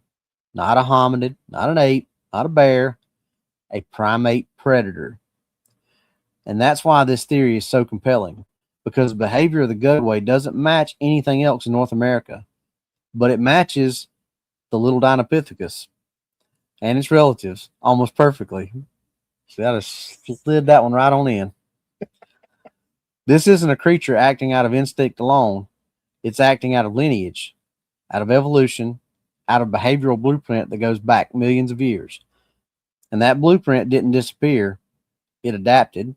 It survived. It evolved into something that still walks the deep timber today. So what the face focused aggression?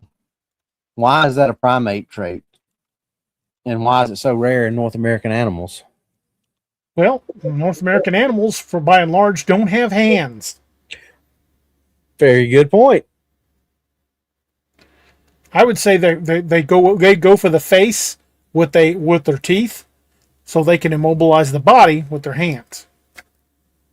Well, and here's the thing: if you attack a person, an animal, whatever it is, and you go after an arm or foreleg or something like that, generally that entity can still fight, right? Yeah. But if you go after the face, the eyes, tell me that doesn't take the fight right out of anything. Because what is your natural instinct if something hits you in the eye? Cover, try to protect your eyes. Exactly. And if you can't see, fighting's going to be real difficult. Man can't see, you can't fight. Was it you can't see, you can't fight, can't stand, you can't fight, you can't breathe, you can't fight. Mr. Silva. Figured you'd get that. Of course. But you look at the territorial behavior, and we still see this in baboons today. The way they pace people or they pace their prey, they shadow it, silent observation, and then they use ambush tactics. And primates still use this today. Baboons, mandrills, those galatas, they all use the terrain and stay quiet until they're ready to attack. So, we've heard of intimidation displays from Bigfoot, but what do you think the difference is between the intimidation display between a Bigfoot and a Gugway? Well, I mean, I think a lot of it's like what we talked about. Most of the intimidation displays from Bigfoot are, throwing rocks, screaming, whoops, the hollers, things Beating like on that. trees or tongue pops, which if you prefer, which I do. Yeah. But, and, I know Greg's had a couple of, at least a couple that I know of, probably more bluff charges. But that's for there again, just I'm not an expert. That's predominantly what I hear when people talk about, Bigfoot running them out of a place. It's, they got hollered at, they got yelled at, they got stuff thrown at them, trees were broke down, or they were shaking trees, and things like that. But you look at some of these accounts we've had, people talk about Gugways, a lot of it's like they were actually not bluff charged, they were charged to the point where they were like, they just turned around and ran out, like people leaving hunting stands and leaving other personal items in the woods. Just I don't need that, I'm gone. Minxie, you've got a very good point. Robbie, we were talking about that not too long ago. When the lady's chimp attacked her, what did it do? It bit off her fingers and chewed off her face. Oh, that's happened God knows how many times. There was a older couple that used to rescue chimps. I can't remember where they were out of, but they had rescued one from I want to say it was a circus or something like that, and they had it for like 2 or 3 years. And one day the thing just snapped, and it scalped the guy. I mean, literally old school pulled his hair and scalp off the top of his head. And chimps are incredibly strong. Yeah. It degloved his head. And they can do that quite easily. Yeah.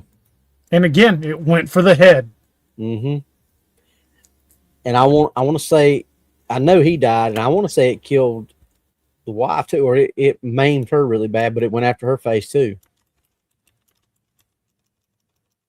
I've heard several stories about chimps doing that. And we still got quite a bit of material to cover, folks. So we're going to be taking a break here in just a couple of minutes. But before we do, we're going to keep talking about this a little bit more. But I think basically with this last segment, we've painted a picture of a Gugway that's using modernized tactics that are still being used by the baboons today. I think it clearly shows a genetic link. Because how do those things learn? Not just from being taught by their parents, but they say that animals have a genetic memory, and we do as well. That's why the uncanny valley exists. Yep.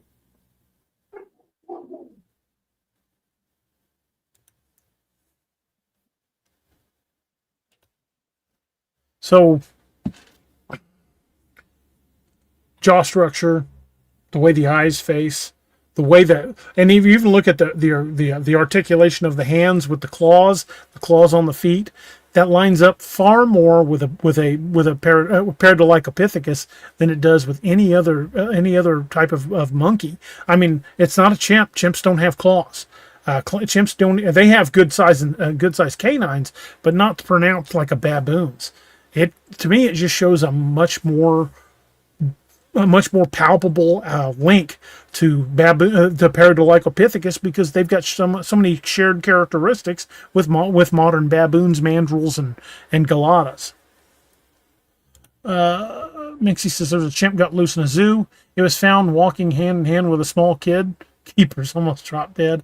And some chimps are very protective of people, but it doesn't take but that one bad day for it to snap. And when they snap, the chimps are used to being able to fight with other chimps. They don't do as much damage to other chimps as they do to a human. A chimp, even rough playing, can break bone.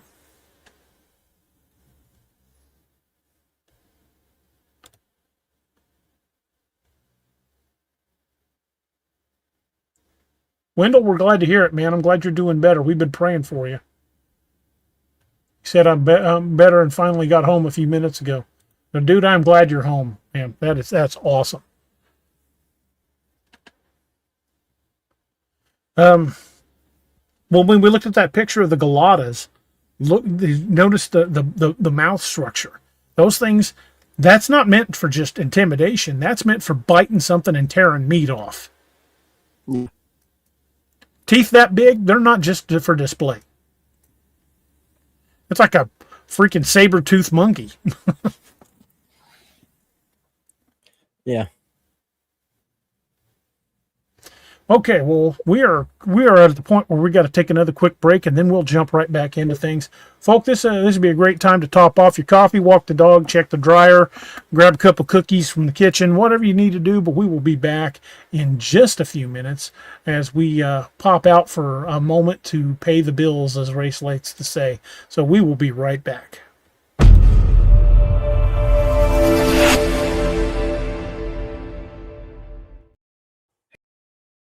Hey everybody, this is Kerry Davis from Dark Angel Medical, and you are listening to DA Ex Machina with DARoberts. You may recognize me or some of my products from Dark Angel Medical in some of the Apex Predator, Lakeview Man, and Wild Hunt books, and you can get those products at www.darkangelmedical.com, along with training classes on how to use those products and save a life. Shoot us an email at info@darkangelmedical.com and be the difference. In a world where monsters still walk the earth, one author dares to face them. From the brutal cryptid horror of the Apex Predator series to the Ozark legends that stalk the night in Lakeview Man. From the elite warriors of codename Wild Hunt to the relentless investigations of the Nightmare Hunter and the frontier terror of Dark Frontiers. When the dead rise, the Ragnarok Rising saga unleashes pure zombie apocalypse fury. And across the stars, war rages in the Lost Legion and Man's Marauders. And in the realm of myth and steel, the world of Vanguard calls to those born for legend. Cryptids, zombies, sci-fi warfare, epic fantasy. This is the universe of DARoberts. The new book, How to Research a Haunted House by paranormal investigator Margie Kay and professional researcher Violet Wisdom, is now available from Unex Media. This one-of-a-kind book explains how to do research on a house with uncommon methods and resources used by historic home researchers, and how to determine who may be doing the haunting and why. How to research a haunted house can be used by homeowners, renters, investors, and it should be in the library of all professional paranormal investigators. Get this unique book at unexmedia.com or amazon.com. That's unexmedia.com or amazon.com. 2026 is off to a great start, and it's almost time. With many exciting predictions and the recent emphasis on a potential major planetary event occurring in April, it promises to be a super transformational month, and we couldn't be more excited to be in Hawaii during this shift to integrate new frequencies. Folks, this will be a once-in-a-lifetime experience. April the 20th through the 24th, 2026, join us in Kona, Hawaii for Journey to Truth's very first vacation conference retreat. Enjoy 9 presenters over 5 days with ocean adventures with dolphins and whales and sacred sites and so much more. Experience Hawaii like never before. You will enjoy 5 days on the Big Island, so don't wait. Start planning your trip today at journeytotruth.online. That's journeytotruth.online. The paranormal field is changing, and now, more than ever, it's time for professionals to lead the way. Join the Oz Professional Paranormal Investigators Association, a global network of serious investigators dedicated to raising the standard of real paranormal research. Access professional certifications, advanced training, and courses exploring true investigation, psychic phenomena. If you're a real paranormal investigator, be a part of the group defining the future. Join today. Visit ozinstitute.org. That's ozinstitute.org.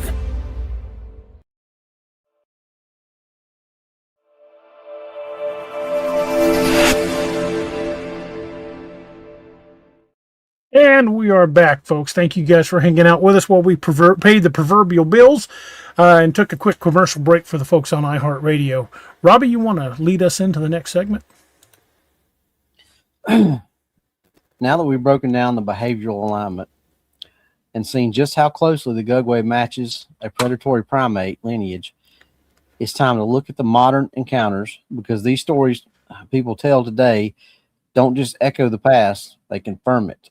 In segment 6, we're going to examine the sightings, the patterns, and the moments that reveal Sorry, phone went black on me. We're going to examine the sightings, the patterns, and the moment that reveal exactly what kind of creature we're dealing with. Modern encounters and evidence of a surviving lineage. If everything we've talked about so far tonight was just a theory, fossils, migration routes, evolutionary pressure, it would still be compelling. But what makes this lineage impossible to ignore are the modern encounters. The stories that our people are telling today. The things they've seen in the timber, the moments that stay with them for the rest of their lives. And these aren't stories from people who are looking for attention. We're talking stories from hunters, ranchers, loggers, park workers, people who know the woods, who know the animals, and who know the difference between a bear and something that shouldn't exist. When they talk about the Gugway, they don't hesitate. They don't waffle. They don't say maybe. They say, I know what I saw. And what they describe lines up almost perfectly with the creature we've been tracing from the fossil records. So let's start with one of the most consistent patterns, the in the tree line shadowing. People describe walking through the woods and feeling watched, not in a vague, spooky way, but in a very real, very physical way. The hair on the back of their neck stands up, the air feels heavy, the forest goes quiet, and then they see movement. Not a shape, not a silhouette, just movement. Something pacing them, staying just inside the tree line that's matching their speed, but keeping the distance steady. That's not bear behavior. That's not wolf behavior. And that's not typical Sasquatch behavior. That's primate behavior, specifically territorial primate behavior. Now let's talk about the charges. This is where the Gugway separates itself from every other cryptid in North America. Sasquatch will bluff. It'll warn you. It'll throw rocks. It'll vocalize. Gugway doesn't do that. It doesn't warn. It just comes at you. People describe a sudden explosion of movement from the brush, a blur of muscle and teeth, a sound like something ripping through the world, and then, just as suddenly, it stops. Not because it's afraid, but because it made its point. That's exactly how baboons behave when they're defending territory. They don't bluff, they don't posture, they attack, and then stop once the threat retreats. Now let's talk about the face. This is the detail that shows up again and again, from the Beast of Seven Shoots all the way to other encounters from like down in East Texas. There's dozens of documented Gugway sightings, but the Beast of Seven Shoots pops immediately to mind. This is the detail that shows up again and again, no matter the region, no matter the witness. The long muzzle, the forward-facing eyes, a mouth that's built for tearing flesh, a face that looks like a baboon scaled up to nightmare proportions. People don't describe a flat human-like face. They don't describe an ape. They describe something that looks like it stepped out of the Pleistocene. And that's exactly what we would expect from a descendant of Paradolipithecus. Now let's talk about the silence. This is one of the most chilling parts of the modern encounters. People don't hear it move. They don't hear it breathe. And they don't hear it shift its weight. It's just suddenly there. A creature that size shouldn't be that quiet. But a primate predator that evolved for ambush, a creature that survived by avoiding wolves, bears, and humans, a creature that learned to move like a ghost, that creature would be dead silent. And that's exactly what people describe. Now let's talk about the intelligence. This is the part that makes even seasoned hunters uneasy. People describe the Gugway watching them, not just staring blankly, watching them, tracking their movements, studying them, choosing when to reveal itself and when to vanish like smoke. That's not instinct. That's not animal panic. That's intelligence. And intelligence is a primate signature. Now let's talk about the kills. There were reports, quiet ones, the kind that don't make it into newspapers, of livestock found with their faces torn apart. Not eaten, torn apart. We've talked about a lot of those reports on this show. That's not wolf behavior. That's not bear behavior, and that's not cougar behavior. That's primate aggression. That's dominance behavior. That's the same pattern we see with baboons when they kill rivals or threats. Now let's talk about regional consistency. These encounters aren't isolated. They're not confined to one state or one forest. They show up across the continent, from Appalachia to the Ozarks to the Pacific Northwest to the Rockies to northern Minnesota to even the deep south and deep in the Canadian wilderness. Different regions, different witnesses, but the same creature, the same face, the same behavior, the same silence, and the same aggression. That's not a coincidence. That's not a misidentification. That's evidence of a species. And when you line up these modern encounters with the evolutionary path we've been talking about, from Paradolipithecus to a cold-adapted primate predator, the picture becomes hard to ignore. It's not a myth. It's not just a monster. It's a lineage. A creature that crossed the Bering Strait land bridge, a creature that survived the Ice Age, a creature that adapted to the forests of North America, and a creature that still walks the deep timber today. And the people who've seen it aren't imagining things. They're seeing the last surviving branch of a forgotten primate family. So, Robbie, that's when we talk about Gugway, that's one thing we can say that proves it's a Gugway sighting is the consistency of the description of especially the face. Yeah, I mean, I don't want to sound like a broken record, but a lot of the things that we've been saying tonight are things that just keep showing up again and again. I don't think it's repetitive. I think it just goes to, to strengthen what we've been talking about. It's stuff that's been noted in the fossil record. It's stuff that keeps going and goes on into these modern sightings that we've talked about. Well, look at the Beast of Seven Shoots. Yep. That image of the beast of seven shoots, that's exactly what we're talking about. It's got to pronounce snout like a baboon, not like a normal Bigfoot encounter. Yeah. Oh, and I don't know if you saw it, but Lineage just put out, me, you, and Luca made the top 7 or the top 10 in the Cryptid Quarterly, top 10 all through the year. Luca was first, you were 4th, and I was 7th. Nice. That's awesome. So I didn't know if you saw it. So I want to make sure you. I hadn't seen it. Miss Letty, can you send me the link on that? I'd like to check that out. But like I said, I don't think it's redundant. I think it just strengthens what we've been talking about. The perfect example, the beast of seven shoots. I believe that 100% that was a Gugway. You and I and Doc have done several deep dives on, not on a show per se, but just 3 of us talking. And I did a show with Jessica about it, and I 100% believe it was a Gugway. Well, someone just mentioned the livestock kills in Ohio. It's not just around there with it. We've had livestock kills that they attacked the face and left the rest of it, killed it and then just left it. No feeding, just animal mangling. That's happened in Wyoming. That's happened in Montana. That's happened down in New Mexico to cattle. It's happened everywhere, and it's one that's left people confused because, again, it's not normal predation. It's something simply attacking its face and killing it.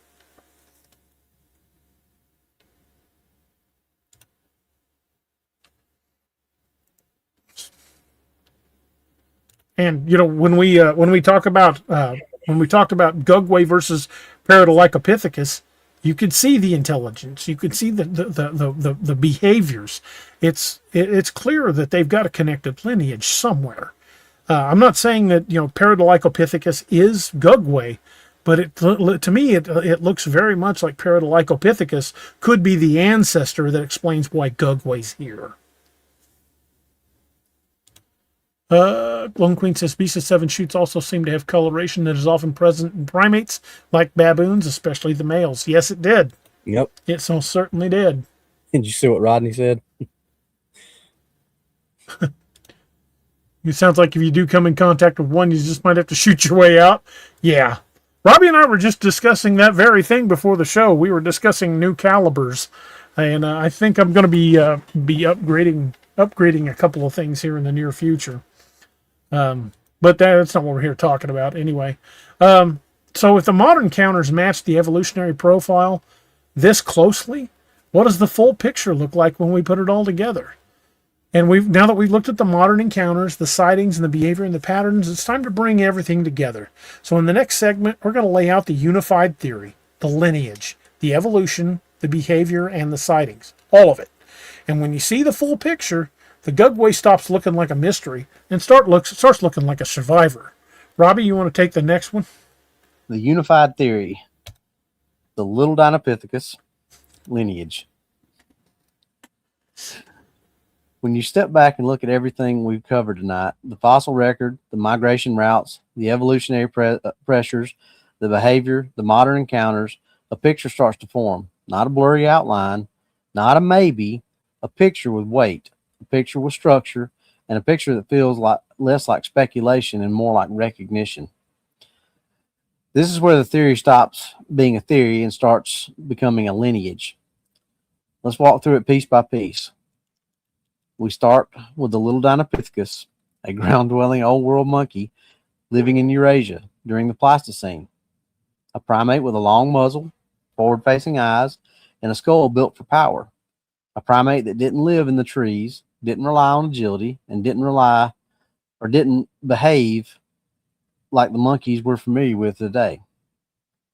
This was a creature shaped by the cold climates and surrounded by predators. It had to be fast, it had to be aggressive, and it had to be smart. Then we look at the world it lived in, a world where megafauna herds moved across continents, where predators followed them, and where the land bridge of the Bering Strait wasn't a barrier but a gateway.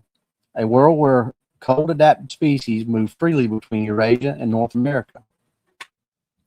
If the little Dinopithecus reached the northern edges of Siberia, I'm gonna break you for it's over with that, and the fossil record suggests that it did, then the leap to the Bering Straits isn't that much of a stretch. As we said before, it's a straight line. Now imagine a small population making that crossing, not thousands, not even hundreds, just enough to establish a foothold. Once they reach North America, the real transformation would begin. This continent wasn't gentle, wasn't brutal. Short-faced bears, dire wolves, smilodons, human hunters, competition was everywhere. We've said that over and over tonight. So a primate that wanted to survive here would have to change. It'd have to adapt because it had to grow. It had to become something more formidable than what it was.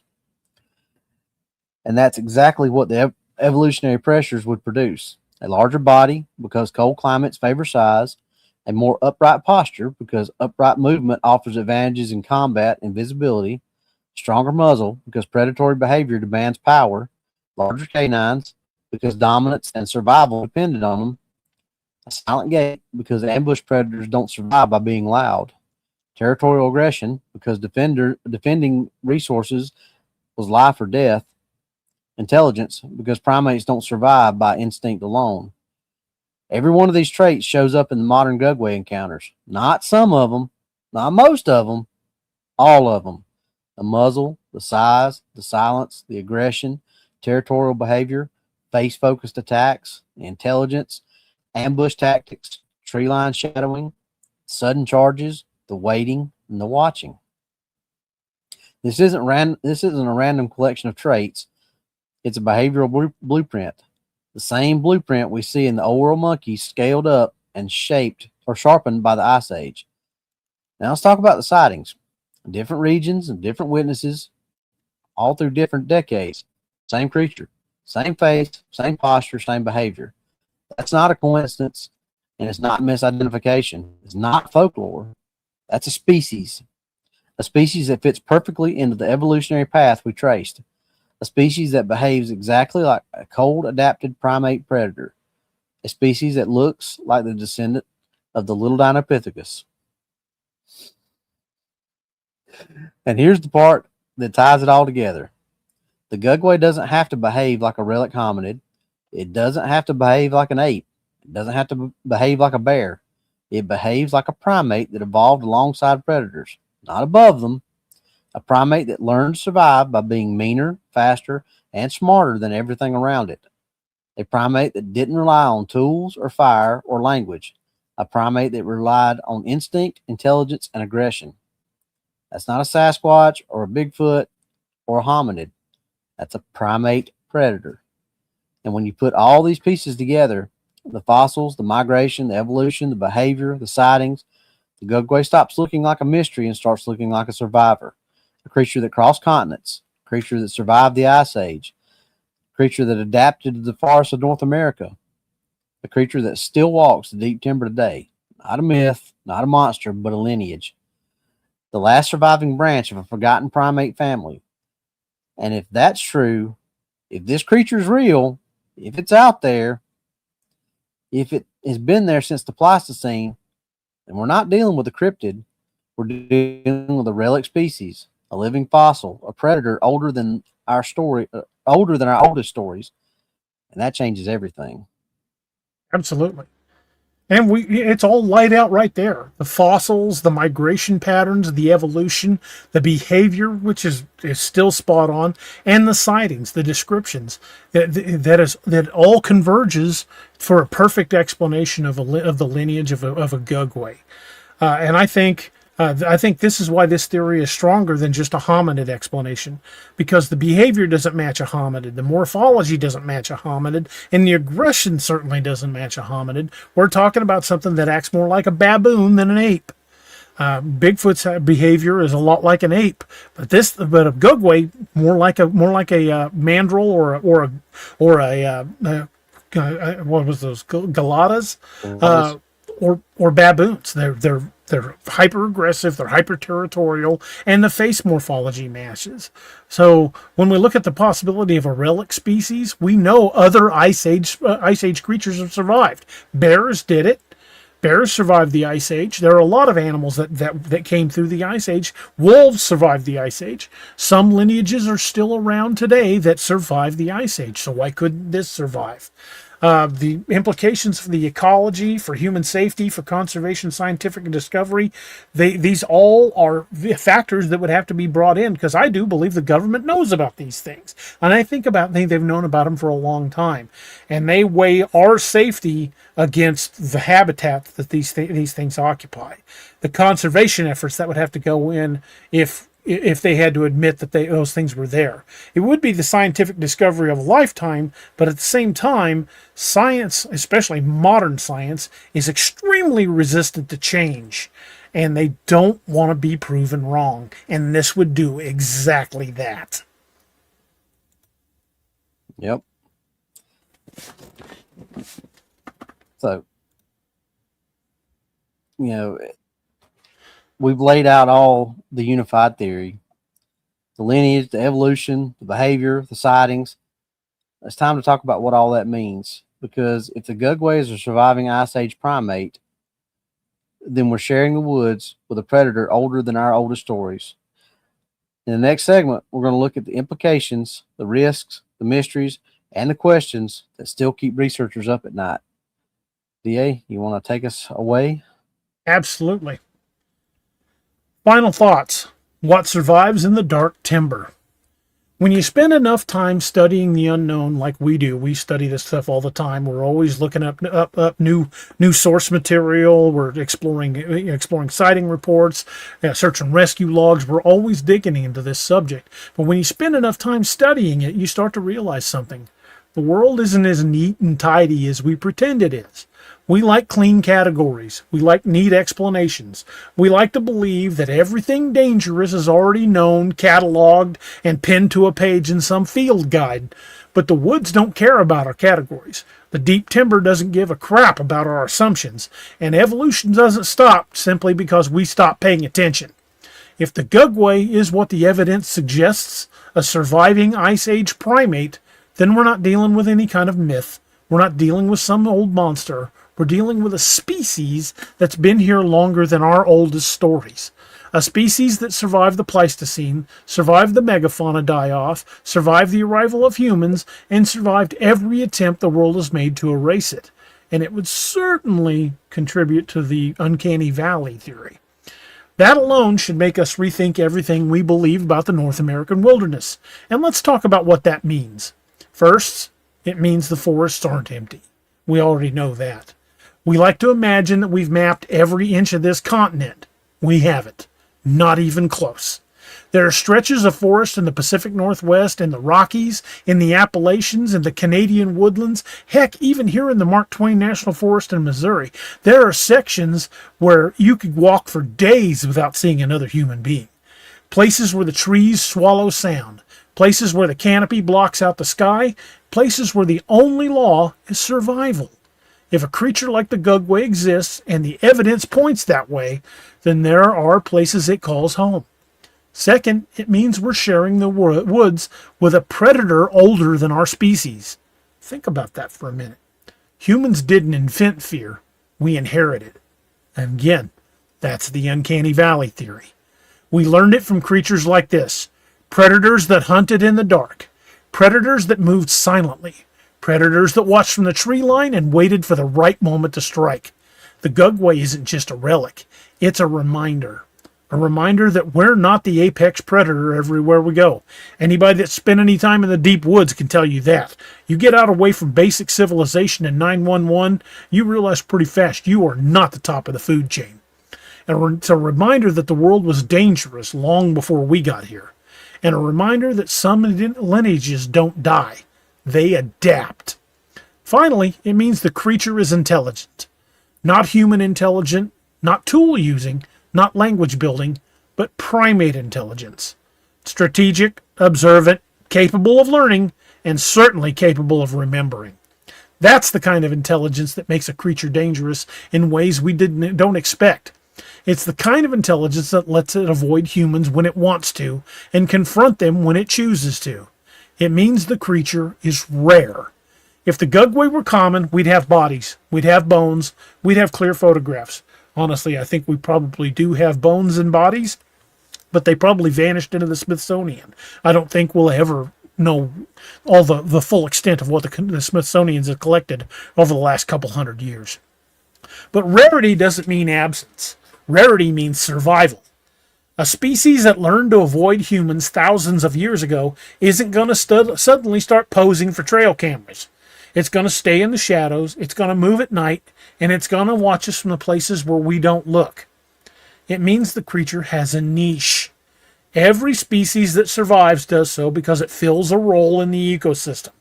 The Gugway role appears to be territorial apex predator, also as a scavenger. It's an opportunistic hunter, and it regulates populations. That's not a creature that wanders aimlessly. That's a creature with purpose. It means it's dangerous. We're not talking Sasquatch. It's not a gentle giant. It's not some curious hominid. This is a primate predator, a creature that evolved to fight wolves and bears, a creature that doesn't bluff, a creature that doesn't hesitate, and a creature that goes for the face. If we're to believe that Gugway is real, and I do, and the evidence is stacking up, folks, then people need to understand what they're dealing with. Not panic, not to sensationalize, but to respect the reality of the wilderness. Because it means the story isn't over. We're not looking at a closed chapter. We're looking at a living lineage, a creature that survived the Ice Age and kept going, a creature that adapted to every challenge the world threw at it, a creature that still walks the deep timber today. And that raises questions. Big ones. How many are there? Where do they live? What do they eat? How do they communicate? How do they avoid us so effectively? And what happens when their territory overlaps with ours? These are questions science hasn't asked yet, but it should. Because if the Gugway is a surviving Ice Age primate, then we're not dealing with folklore. We're dealing with biology. We're dealing with ecology.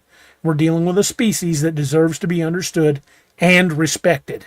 And maybe, just maybe, we're dealing with a creature that's been watching us for a very long time.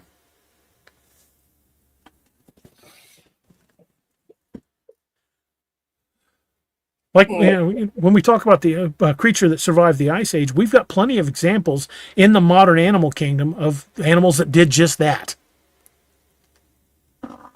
Yeah, I mean, maybe not those specific types, but I mean, bear survived, wolf survived, Humans survived. Humans survived. I mean, elephants came from mammoths, so those are just case in point that shows that things adapt and change over time. And here's something we talked about more than once on the show, and I'm going to bring it up again. The misconception that there's not enough territory for something like this to survive. When we started talking about how many acres were set aside just for national parks, the number was what, 88.5 million, something like that? I think and then we say 88 million. Yeah, like 88 million acres were set aside for national parks. 88 million acres. Okay. There's way more than that in the state of Alaska alone, but we'll get to that in a second. When we took that 88 million acres, we started adding state parks, wildlife management areas, game preserves, reservation land, Bureau of Land Management land. And when we added all of that up, land that is completely undeveloped and not allowed to be touched by developers or for people to own privately, we're talking land that is secured by state and local governments, it added up to over 1 billion, that's billion with a B, billion acres of land that is still pristine and untouched across North America. Now, if you listen to the news, they make it sound like that there's highways through every port, nook and cranny of the United States, and there's no wilderness left. But that's a load of hogwash. And I can tell you right now, Greg House, who's in the chat, I guarantee you go down to Greg's place, he can take you to some places in the backwoods of Georgia where you wouldn't find your way out again, not without a lot of help. I could take you to places in the Mark Twain with the same thing. You could walk for days without crossing a road. Robbie could take you places up in the Appalachians where, well, I guarantee you're not going to find your way out. The place where he trained, where he learned to track, that alone right there was that Pisgah National Forest. That national forest alone is big enough to swallow up a whole civilization. That thing is massive. And here in Missouri, when you add up the Mark Twain and the Ozark National Forest together, those are the two big forests here in the Ozarks, they add up to almost 5 million acres. Now, when we talk about Alaska, I want to throw this back in. If you were able, and we've mentioned this before, and I'm going to cover it again, we mentioned this before, if you could walk and explore 1 square mile of land, and that's a lot of land on foot, but if you could physically explore 1 square mile of land in Alaska, it would still take you 125 years to explore all of it. And that's just Alaska. That's 1 square mile a day. That's 1 square mile a day without stopping. Would take you 125 years to see all of it. And folks that think that there's not enough wilderness out there to support this kind of stuff, they're deluding themselves, because there are tons and tons of places where things like this could hide. Those hundreds of thousands of acres in the big thicket of Texas. There's I think it's 250 or 200,000 acres in LBL alone. Yeah. I think it's right around 200,000. Yeah.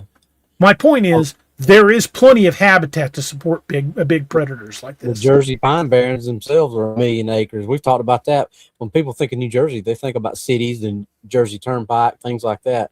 There's 1 million acres of national forest in New Jersey. Yeah, Lone Queen's dead on. Says it would help explain the lack of bodies and ease of disappearance. The dying go deep in a cave, and many other creatures will to die.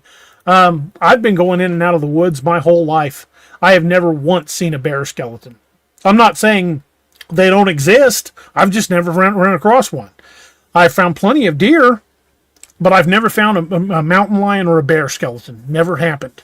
And I know the people will say, well, this one guy in Minnesota, he found a bear carcass. That's the exception, not the rule. 99.99% of hunters, even the ones who spend a lot of time in the woods, will never find a predator carcass, because they don't die out in the open unless you shoot one. They tend to go someplace off, hard to find and hard to get to die. Elephants, the elephant graveyard, the mythical elephant graveyard, they will travel miles just to lay down and die. And I think that's like that with most predators. Anybody that's ever owned a cat, cats do that. When cats get to the point where they're going to die, they don't come curl up in your lap and die. They go someplace where they'll be left alone. And the cat's a predator. It is an urban predator, but it's a predator nonetheless. So this, when you couple all of this information with how much land is out there, and the propensity for large predators to do exactly that, to go someplace to die. And we're assuming that if they die as part of a family group, that the family doesn't do something with the body. And I think that's very likely that they do. But even if they were just a solo, they're still going to go someplace very hard to get to, very remote, to lay down and die. Yep.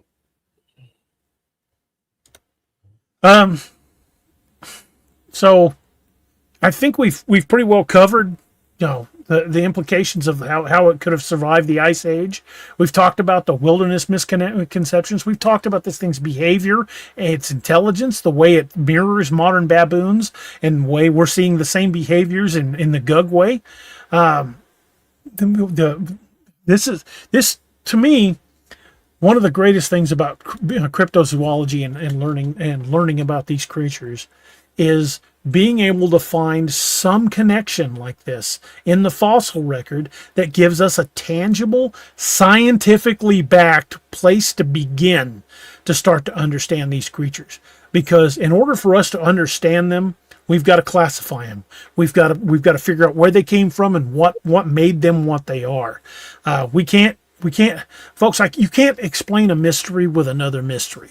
Simply because you can't find something doesn't mean it doesn't exist. It doesn't mean it can turn invisible. It doesn't mean it gets beamed up to the Starship Enterprise. It didn't walk through a portal. It's an animal. Like every other thing on this planet, it's a terrestrial animal just like us. we're the highest intelligence primate on the planet. We can't walk through portals. We can't get beamed up to the Enterprise. Maybe not yet, but we can't turn invisible unless you talk about some of the new technology that's starting to emerge. But these things don't want to be found. They're the masters of their area. They're the masters of their territory. They know the woods better than we ever will. And if they don't want to be found, they're not going to be found. And that's something that we can do. I've got a buddy. I've got several friends who are rangers, but I've got a buddy named Mike. Mike was an Army Ranger. And if Mike walks into the woods and he doesn't want to be found, you ain't going to find him. I know. I tried. And that's a guy that learned how to do it in the military. These things were born to it. They were adapted to it. And it's a habit they've had for thousands of years. Staying invisible, ambush, predation is what's kept their species alive. So when we start looking at these mysteries, these different cryptid species, and we start looking at possible combinations of things that down through the fossil records that give us at least a glimpse into what could have made this. This is what makes these theories so plausible and so scientifically founded, and what makes them compelling. Because we're not just grasping at straws here. We're pulling things from the actual fossil records that could have huge ramifications for a modern species. It's an argument for a modern relic species. And I think that is really our whole purpose here on this show. Robbie and I and Doc and Steve, we all approach this from a very scientific, very evidence-based point of view, and we do our best to present these theories in such a way that you can look at them and decide for yourself whether or not you think we're full of crap or if you think we're onto something. I personally very strongly feel that we're onto something with the Paradolacopithecus theory. It explains a lot. And the similarities aren't just superficial. The similarities are exact. Yep. And, like I said, I think we've just kind of added on to things that we've been saying for, 2-3 years now. Yeah, absolutely. And the more we dig into stuff like this, when we talked about the national parks theory with Teddy Roosevelt, we talked about Paradolacopithecus, we talked about Gigantopithecus and other possible ancestors for Bigfoot. We're looking for real world, tangible scientific links that could explain the presence of these creatures. We're again not grasping at straws, not wishful thinking, not putting in possibilities that just aren't physically present in any other species on the planet. So to me, it makes sense that they've got some sort of terrestrial ancestor. They have to. And in the case of Gugway, I truly believe that it's Paradolacopithecus.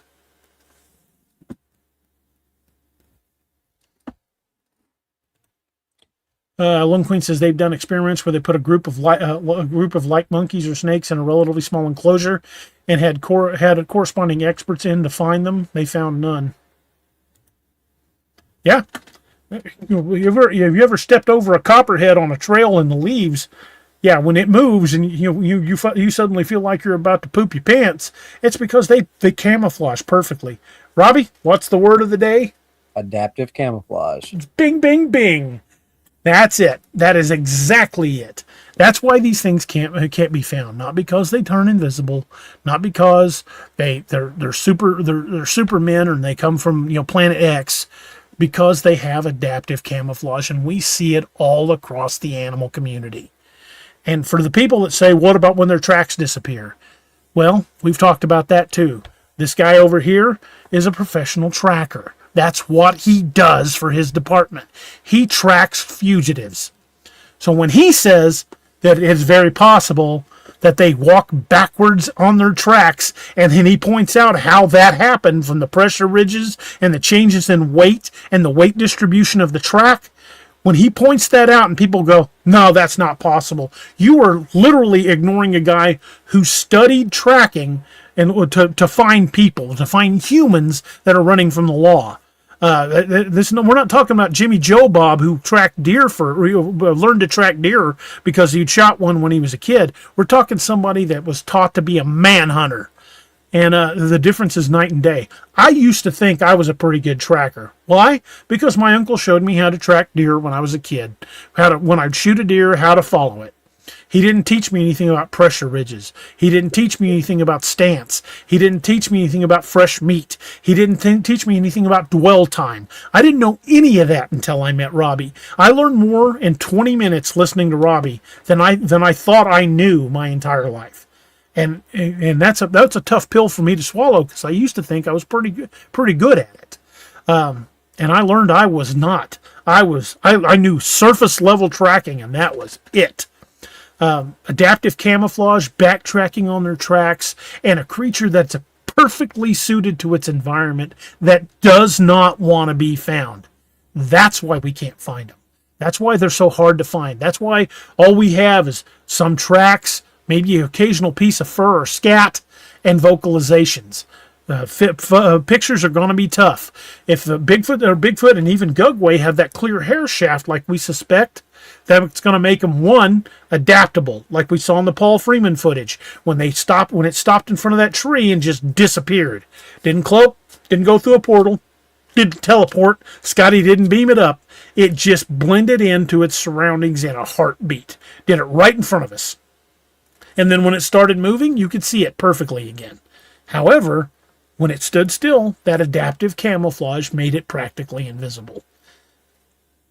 I don't know if I can put it any plainer. It's a scientifically based, factual theory on why these things can vanish in the woods. It doesn't have anything to do with supernatural abilities, time travel, teleportation, anything like that. It is just natural ability. And that's what we present on this show. We look for a natural explanation. And I honestly, truly believe that with Paradylopithecus, we may have found an ancestor of the Gugway. Robbie, what do you think, brother? I agree. I didn't know anything about the one we talked about tonight. Obviously, I've heard of Dinopithecus, which, like you said, makes sense because it's more like a footnote than it is anything else. Mm-hmm. But I think that's very, very well lines up with all the sightings and theories and things that we've talked about for the past couple of years. Yeah. And we're going to continue to build on these theories. From the tongue pop theory to the clear hair shaft theory, to the camouflage, natural adaptive camouflage theories. We're going to continue to build on these because that's how you build a profile of a living creature. Not off hopes and dreams that it's something supernatural. You start to build an actual profile, and that's what we do. That's our job. We gather evidence, we share theories, and if you choose to believe them, that we hope, which we hope that you do. But these theories are just that. They're theories. And folks, again, I'm going to reiterate this. There are no experts in this field. None. And anybody who claims they are is full of crap. There's a few people out there that claim to be Bigfoot experts or monster experts or what have you. There are no experts in this field. None. So when somebody tries to convince you otherwise, they're selling something.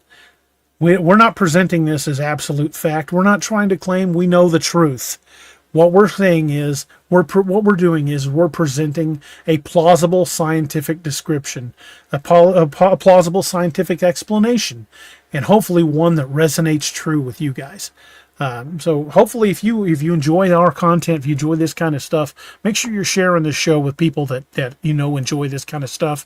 And if you're looking for answers, not strange and bizarre stories of impossible things, then this is the place for you, because we stick to the scientific truth around here. We stick to evidence collecting just the way we did when we were cops.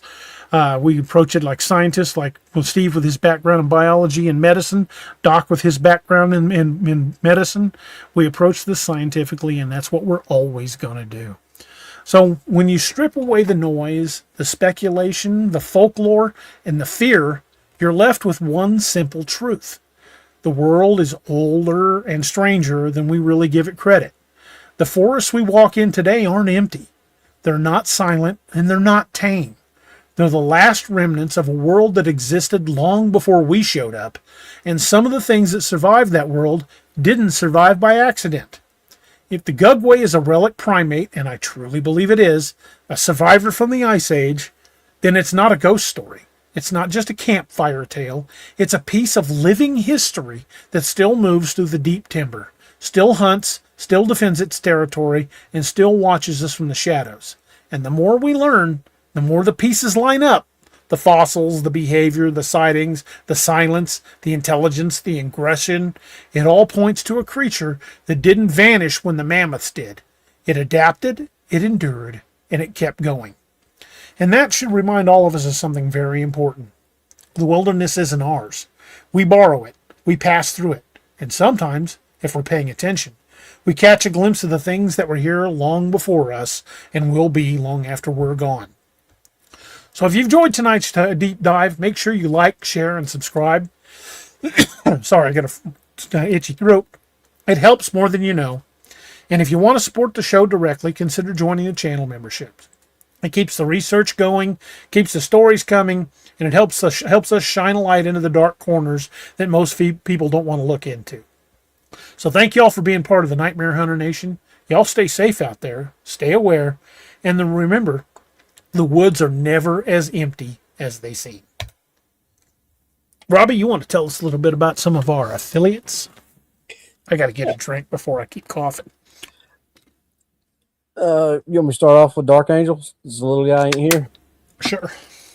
So, Doc, our illustrious potentate. Yeah, member of the team, combat medic, or excuse me, flight medic in the Air Force, decided one day that he really wanted to help people, so he started Dark Angel Medical. They make some of the best, or actually, in my opinion and DA's opinion, the best med kits in the business. That's the new limited edition. It's called the Trail. I can't remember what Trail stands for. It's like trauma, something, and life saving. I know the T and the L.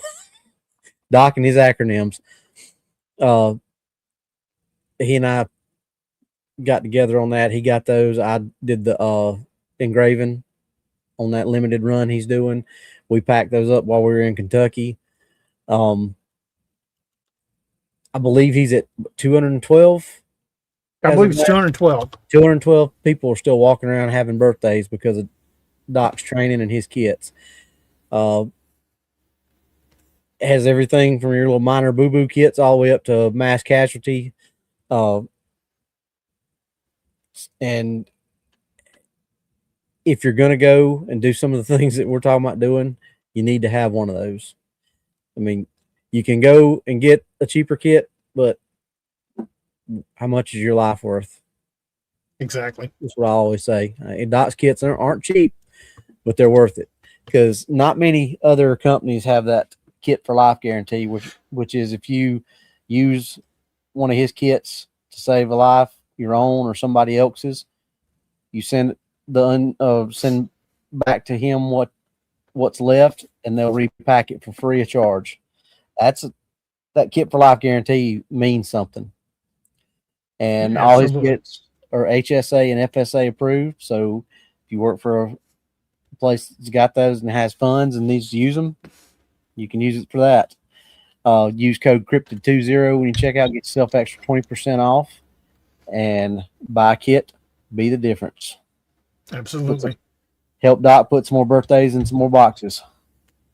Yep. And our next affiliate is the good folks over at Scallywag Tactical. Let me get the code up there. Scallywag is a fantastic veteran-owned company. They make some of the best blades you're going to get your hands on. And right now they've got a special going on their brand new multi-tool. And I was texting Craig about this earlier today. I've got to get one of those things. It takes multi-tools it's like a Boy Scout knife on steroids. It is so freaking awesome. I've got to get one of those. But anyway, I clicked on the wrong thing. God dang it. Where did that come up? Miss Roxanne, I didn't do the letter. I just grabbed the Dark Angel medical thing on there. He bought the bags from somewhere. I'm not that good. Trust me. That didn't come up. Miss Lene, can you put up the Scallywag link? But check out Scallywag. They're a veteran-owned company. Craig's a veteran, I believe, in the Marine Corps. Great dude, just an awesome dude. And you might see him in the Scallywag crew in the newest book, which is Leviathan Down. They make an appearance. Actually, they make a significant appearance. Yeah, they make a significant appearance. Check out Scallywag Tactical. They've got not only do they have fantastic blades, but they've got all kinds of other gear, EDC gear, fantastic T-shirts, and they're even talking about the possibility of making the narwhal from Codename Wild Hunt Leviathan Down. Craig's mentioned taking it to the group and seeing if they can actually build the narwhal. So I'm hopeful that that'll come out soon.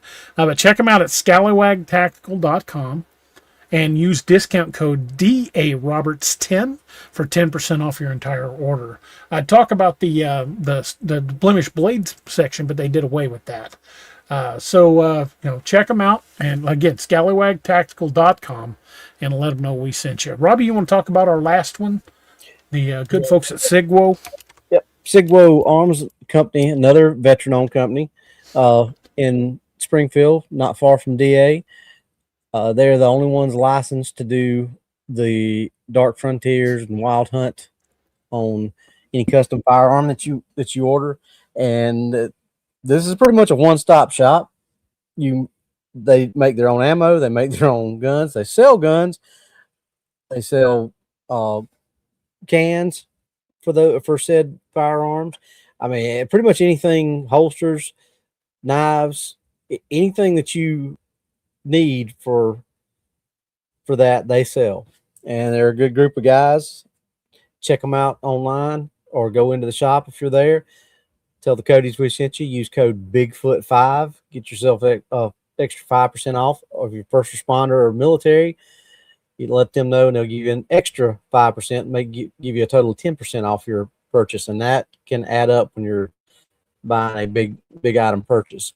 But like I said, they sell stuff that's there ready to walk out the door and use, or they can custom build something for you. They do a really good job, so go tell the Codys we sent you. Check them out. Definitely. And last but not least, the ones we like to talk about is all of the authors we have in the group. Robbie's an author, Doc's an author, Luca, who's a good friend of ours, who's been on the show a few times, is an author. We need to get her back, by the way. And I happen to be an author. And you can check out all of our books on Amazon. You can find Luca T. Jacobs' books on Amazon, as well as her website, which is lucatjacobs.com. Or you can find mine on DARoberts.net. But other than that, you can find all of us on Amazon.com in Kindle, print, and for the most part in audio. We're still working on a couple of cases in audio, but it's getting there. So check them all out. If you like cryptid stories, if you like high adventure, high action, action-packed, edge of your seat stories, you're going to like all of them. Robbie's a very prolific author. You've got, 11 or 10 now? About to release 11. About to release 11. Luca's got 15 or 16. Doc's about to release his second book. He's the newest of the crew. And I've got 39 in print. Got about ready to finish number 40. So I hope you guys will check them all out. There's plenty of stories to keep you guys going for a good long time. And it's just one big universe, and I'm glad to be a part of it. So folks, I hope you guys will check all of them out. And as we wind it down, the last thing I always want to talk about is the 22 a Day Foundation. We lose 22 veterans a day to suicide, and folks, that's just unacceptable. we need to reach out and embrace our friends and family who've worn a uniform. Let them know you're thinking about them. Let them know you care. And I don't just mean veterans. I mean first responders, active duty, reserves, National Guard, any first responder, be that corrections, law enforcement, dispatch, EMTs, firefighters. These folks that put on uniforms, they see and have to deal with things that most folks will never understand. And it takes its emotional toll, especially in the form of PTSD, on a lot of folks. And I can speak from personal experience that is something that is very tough to deal with. Sometimes you need help, and that's what you got. That's what I've got brothers for, him and Doc and Steve, and there's a few other folks I know I can call if I need to talk. But reach out to your friends and family that wear a uniform. Let them know you're thinking about them. Let them know you care, because 22 a day is unacceptable. Let's get 22 a day down to 0 where it needs to be. And as we close out the show, we close her out with a toast. And Robbie, if you don't mind giving us a toast tonight, let me get that pulled up.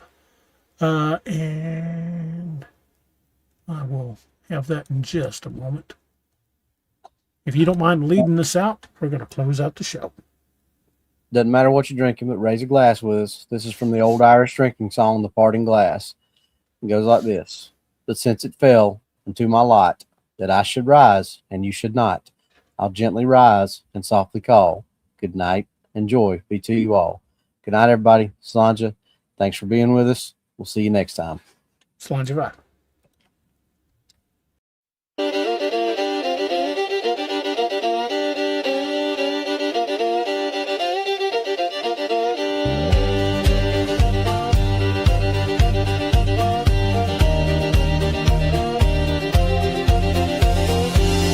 Plains, the winds are howling, saloon doors swinging, shadows growling. 3 lawmen stand tough as rawhide. Yeah, Doc and DA, nothing can abide. Whiskey shots and poker faces, staring down the darkest spaces in this town where legends roam. These boys bring justice, sending evil home. Cryptid lawmen, wild and free, hunting monsters for all to see. With silver bullets and grit of steel, they fight the darkness, make the demons squeal. From dusty canyons to moonlit plains, justice rides with wind and rains. Cryptid lawmen, a fearsome sight, standing tall against the endless night.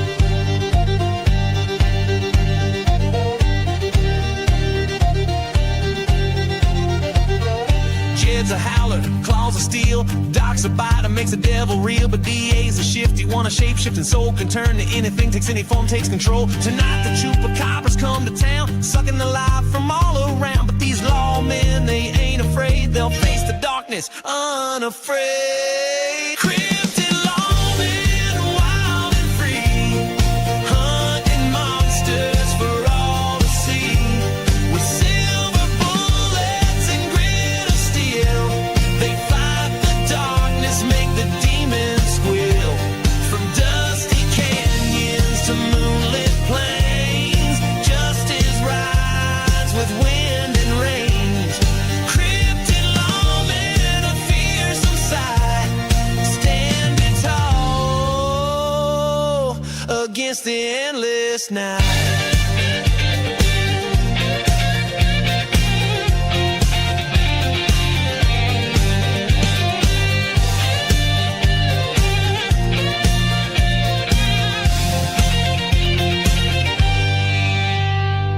Full moon rises, bat wings flap, the air grows cold, a chill and trap. But these lawmen, they're ready to fight underneath the pale moonlight. Jed and Doc transform with a howl, DA shifts, becomes a night owl. Together they stand a force so strong against the evil right in the road. Cryptid lawmen, wild and free, hunting monsters for all to see. With silver bullets and grit of steel, they fight the darkness, make the demons squeal. From dusty canyons to moonlit plains, justice